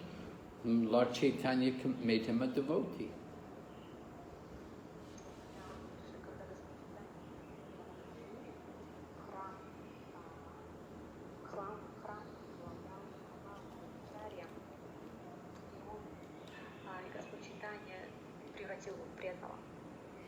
So we can see how widespread, how easy, how big the impersonal philosophy is, how it's spread everywhere. And so many people are infected by this contamination of the impersonal philosophy. We have to preach Lord Chaitanya's mission. Видим, насколько широко распространена философия имперсонализма, поэтому мы должны проповедовать, нести миссию Господа Чайтаньи. And we saw also when Prabhupada began his preaching in America, he was preaching and he had some devotees, and Prabhupada was talking about surrender to Krishna, and one of the devotees stood up and began to preach impersonalism. И когда в Америке Шрила Прабхупада проповедовал, что все должны принять сознание Кришны, и один из его учеников встал и начал проповедовать имперсонализм. So Prabhupada got so angry, he got so upset, you know, that he'd come all the way there to America to preach this personal philosophy, and this American so-called devotee gets up and starts to preach impersonalism. Prabhupada had to smash him and correct him and tell him this is all bogus nonsense. И Шрила Прабхупада был очень так гневан, разочарован в том, что он приехал сюда на Запад проповедовать философию личностную, а тут его так называемый ученик начал проповедовать имперсонализм, и он сказал, это полная ерунда, то, что ты говоришь. So therefore Rupa Goswami is arguing and presenting so much evidence to support the personal philosophy, to defeat this impersonalism. И таким образом Шрила Рупа Госвами приводит очень много цитат, доказательства философии персонализма, дабы разбить философию персонального. It is said Lord Chaitanya took some elements from each of the different four sampradayas. Говорится, что Господь Чайтанья взял различные элементы из всех четырех сампрадай. So one of the things which he took from the Madhva Sampradaya was the complete defeat of the impersonal philosophy. И то, что он взял из Мадхава сампрадай, это полное неспровержение философии персонализма. The impersonal concepts are sometimes very deeply hidden in our heart, and we're not even aware of it. И философия персонализма на самом деле очень глубоко сидит в наших сердцах, даже не знаем об этом. So we have to hear these different references. It has to be made apparent to us how liberation is not the goal, that there's something much more higher than liberation. There's much greater pleasure than liberation. И поэтому мы должны слушать об этих вещах, которые дают нам понимание, что освобождение цели является и есть гораздо более высокие цели, нежели освобождение. Yes. All right. Is there another question? Есть ли еще вопросы? Yes, there is a question from Chap. Если природа души служить и вкус душа получает только служение, то какое счастье, каким вкусом, только, наверное, каким счастьем, каким вкусом движим персоналист. If there is a nature of the soul is to show, and the soul gets its taste of service, then what is the happiness and what is the taste that gets personalist? Well, the impersonalist, I said, they don't get real taste, but they get free from material suffering. Они просто не получают реального вкуса, но они получают освобождение от материальных страданий. That is the thinking of the impersonalist, to get out of the material world, to get free of the suffering of the material modes of nature, to get free of the miseries of material life. И в этом есть цель персоналистам освободиться от страданий материального мира, освободиться от влияния трех гун материальной природы. And coming to that platform of impersonal oneness, one feels, a great relief. Oh, no more misery. Oh, and that relief is like a form of pleasure. И вот это вот слияние, единение с Господом,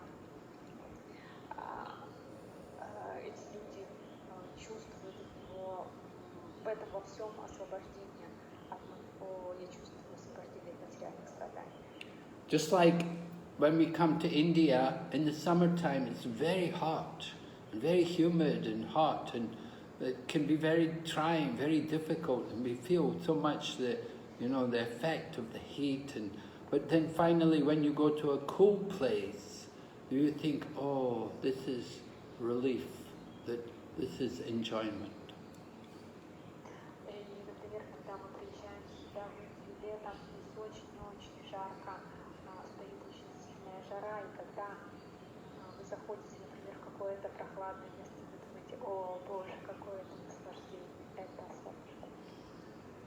Well, of course, it's not really enjoyment, but because there's not the same heat, we're thinking that no suffering, we're thinking, I'm enjoying. И на самом деле это в действительности наслаждением является, это просто в этом месте так жарко, и мы думаем, что отсутствие страданий является наслаждением.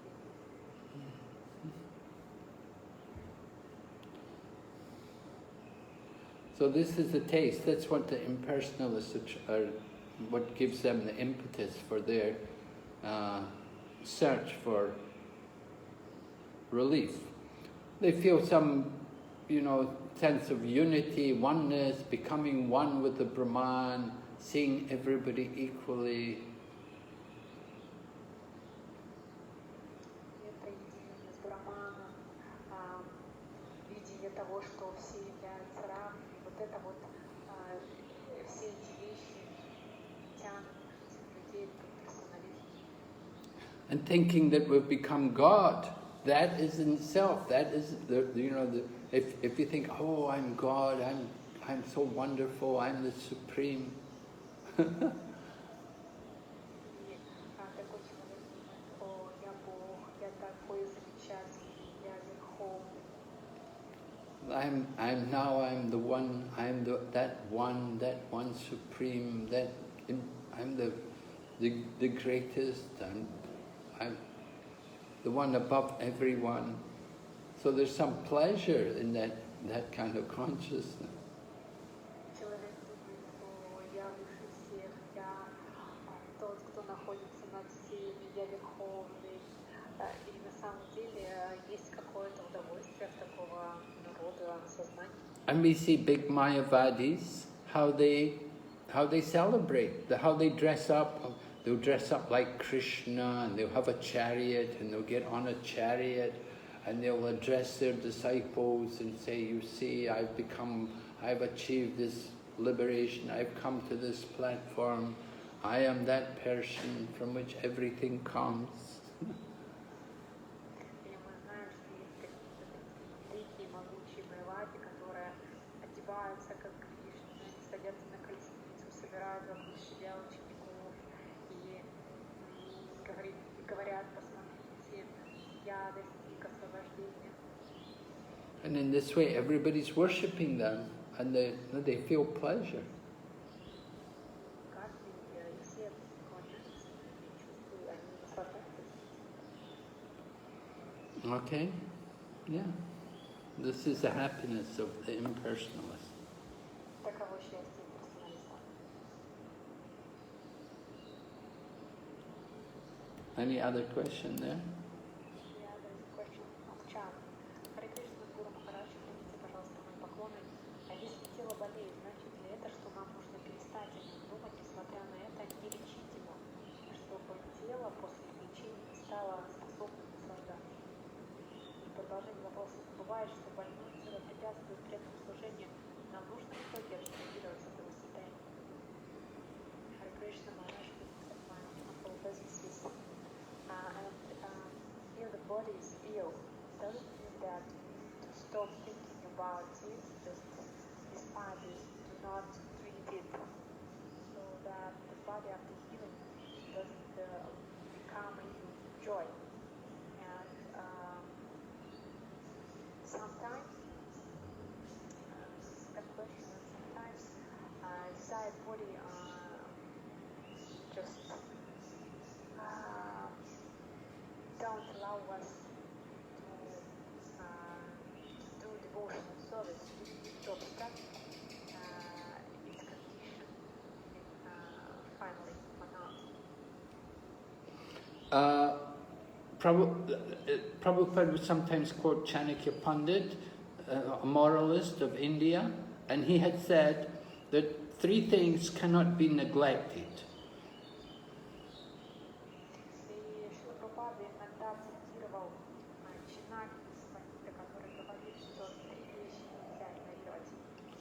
He said, first of all, fire. If there's some fire, you have to pay attention, because fire can spread and it can burn everything. So you have to immediately take care of a fire.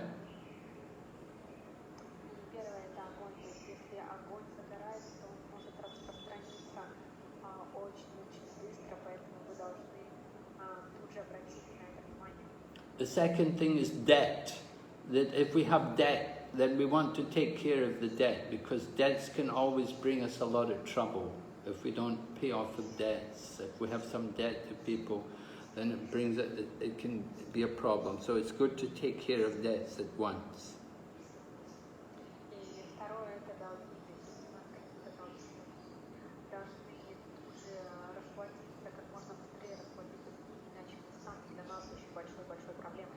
And the other thing is disease. That if we have a disease and we don't treat it, then that disease can spread, and it can just take away all of our strength and all of our ability, and we can die.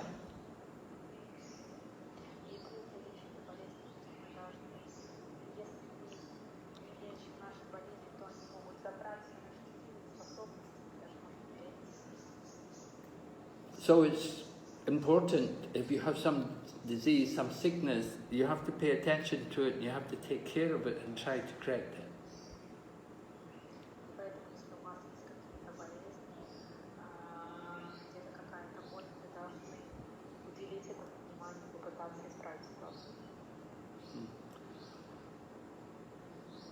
And we have to be very determined to try to continue some form of devotional service, even in our sick condition.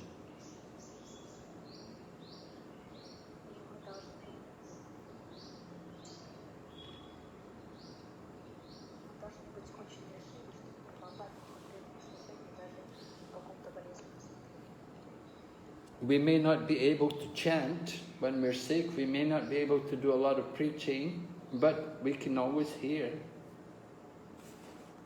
Возможно, у нас, когда мы болеем, мы можем, мы не способны повторять, и проповедовать, но, по крайней мере, мы можем слушать. And sometimes also, of course, when we're sick, we may need more rest, so you have to recognize the need of the body, what's required. That sometimes taking more rest will help us to overcome the sickness.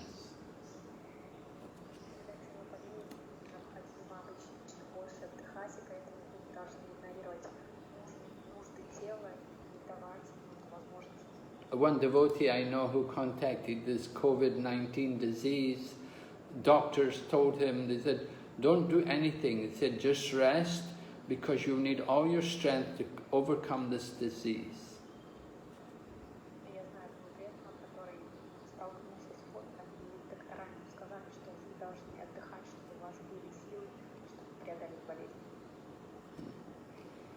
Okay, does that help?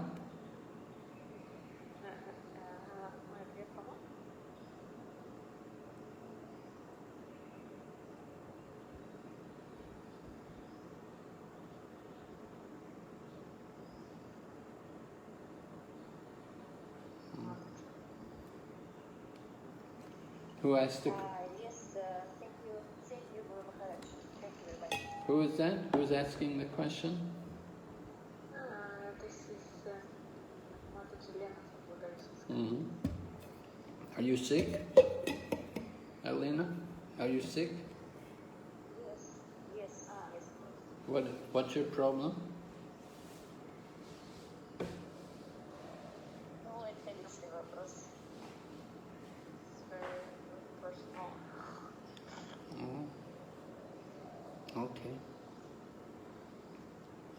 All right. Any other question? Есть ли еще вопросы?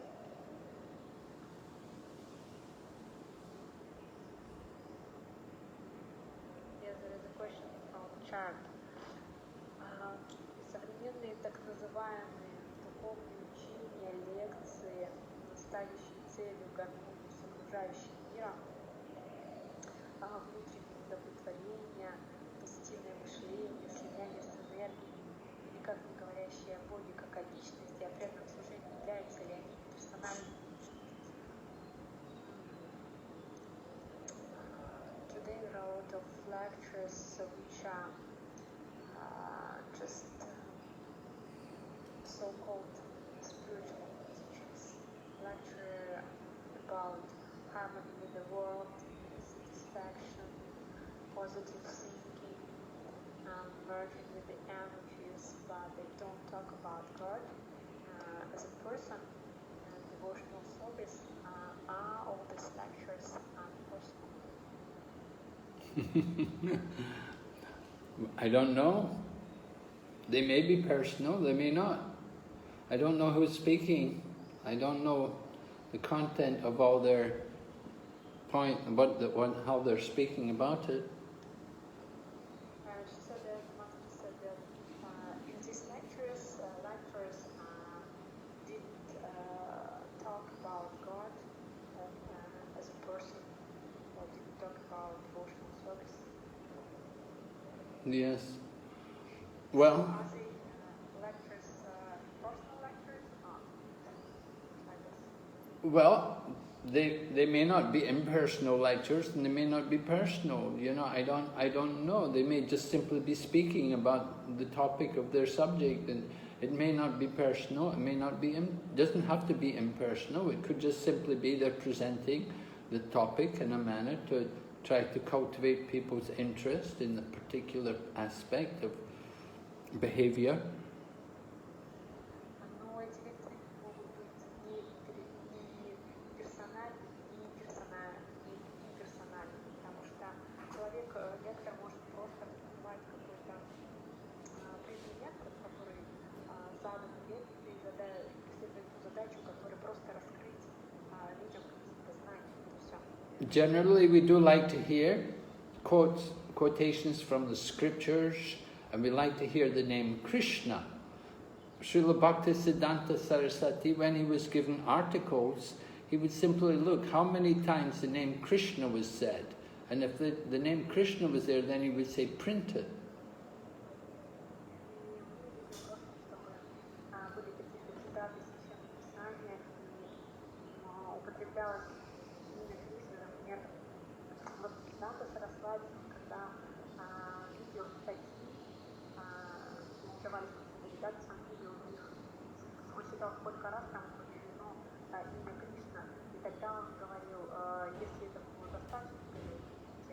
So it's important for people to hear the holy name of the Lord.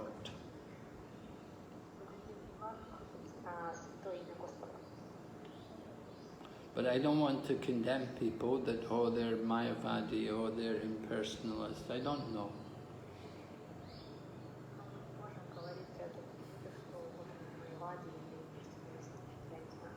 But if you're a devotee, you should want to hear about Krishna. You should be eager to hear about Krishna and Krishna's energies and Krishna's opulences, Krishna's pastimes, Krishna's incarnations, Krishna's devotees.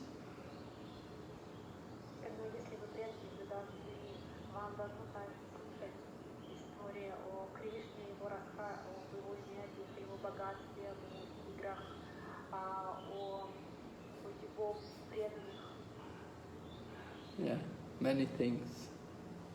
There's so much to talk about Krishna. Why they have to talk other things, I don't know.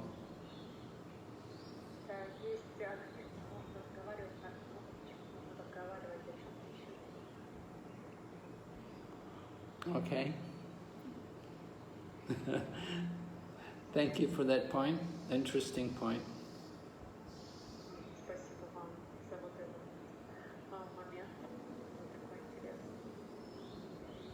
Any other question? Yeah, there's one question from Chap. So, what will be the science of impersonalism? What will be the Science. The science?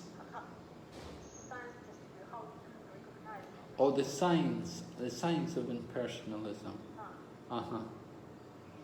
Well, the science of impersonalism is that people talk about about liberation. They give importance to this aspect of becoming one and giving up all identification with the world. They don't speak about Krishna, and they don't talk about the eternal nature of devotional service, but they just speak about the oneness and the glory of impersonal, of merging.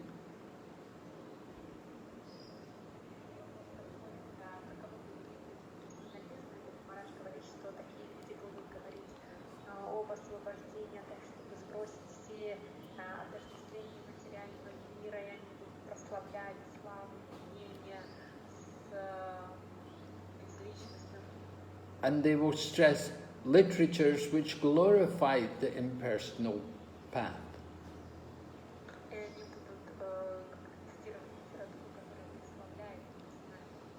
Just like Advaita Acharya, when he wanted to make Lord Chaitanya angry, he began to preach from the book called the Yoga Vasishta, which talks about impersonalism.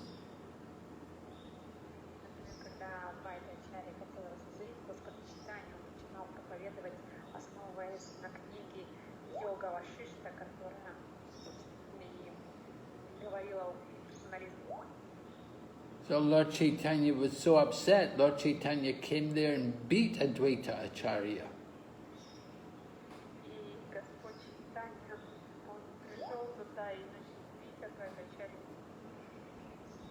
He was so angry, he threw him on the ground and he began to beat him.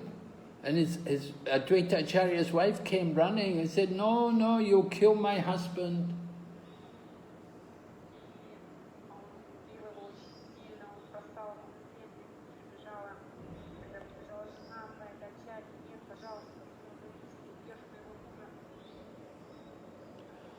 So the impersonalist philosophy is glorified in some literatures.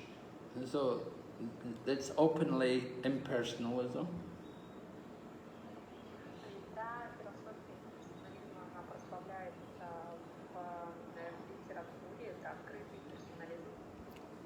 I remember there was one person, they had taken impersonal sections from Prabhupada's books, and they were using this to preach, and they were glorifying impersonalism. And it was all based on Prabhupada's books. They just selected certain quotes out of Prabhupada's books where they talk about liberation and the glory of the oneness of Brahman.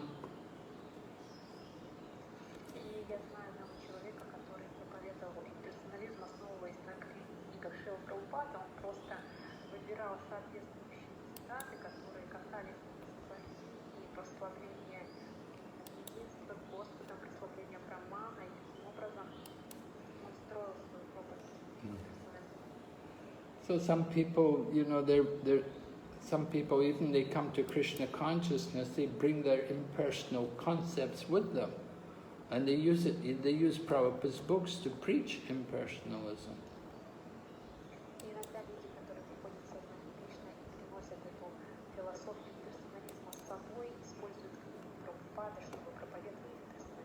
So the sign of the impersonal philosophy is they're stressing the impersonal Brahman, the oneness, this desire to become one with the Supreme.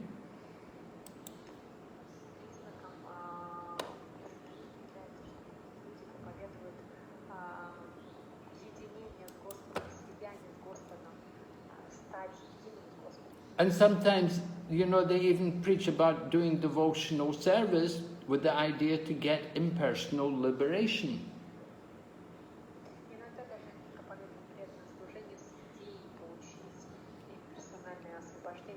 So they think that the devotional service is just a means to getting the liberation to come to the oneness with the Lord. And when you get that oneness, then you give up devotional service.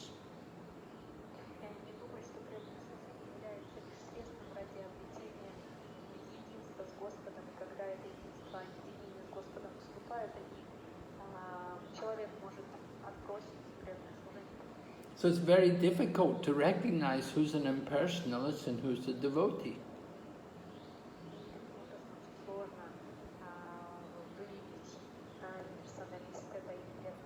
Impersonalists also worship Radha and Krishna, or may worship Jagannath. They also read Bhagavad Gita. They also chant Hare Krishna. But their desire is to want to merge, to enter the oneness.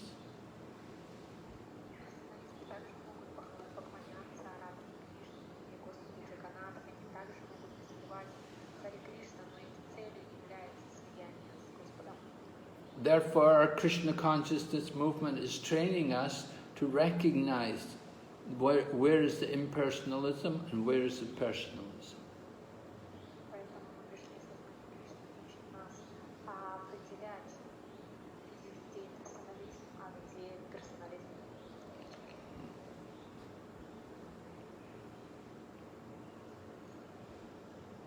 Okay, yes, good points. Very nice. Thank you, devotees. Very nice questions. You're very thoughtful.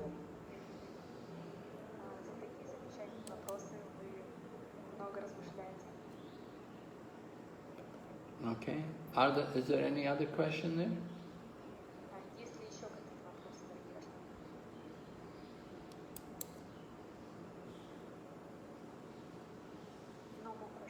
Okay. So we'll finish here today. Thank all of the devotees for very, very nice, intelligent questions, and I thank you for tolerating me and giving me the opportunity to speak on Krishna consciousness.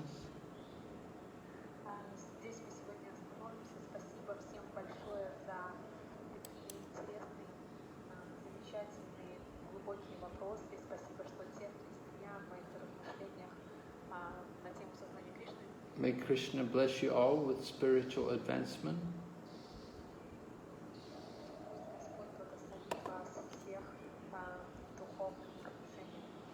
Okay, Srila Prabhupada ki jai.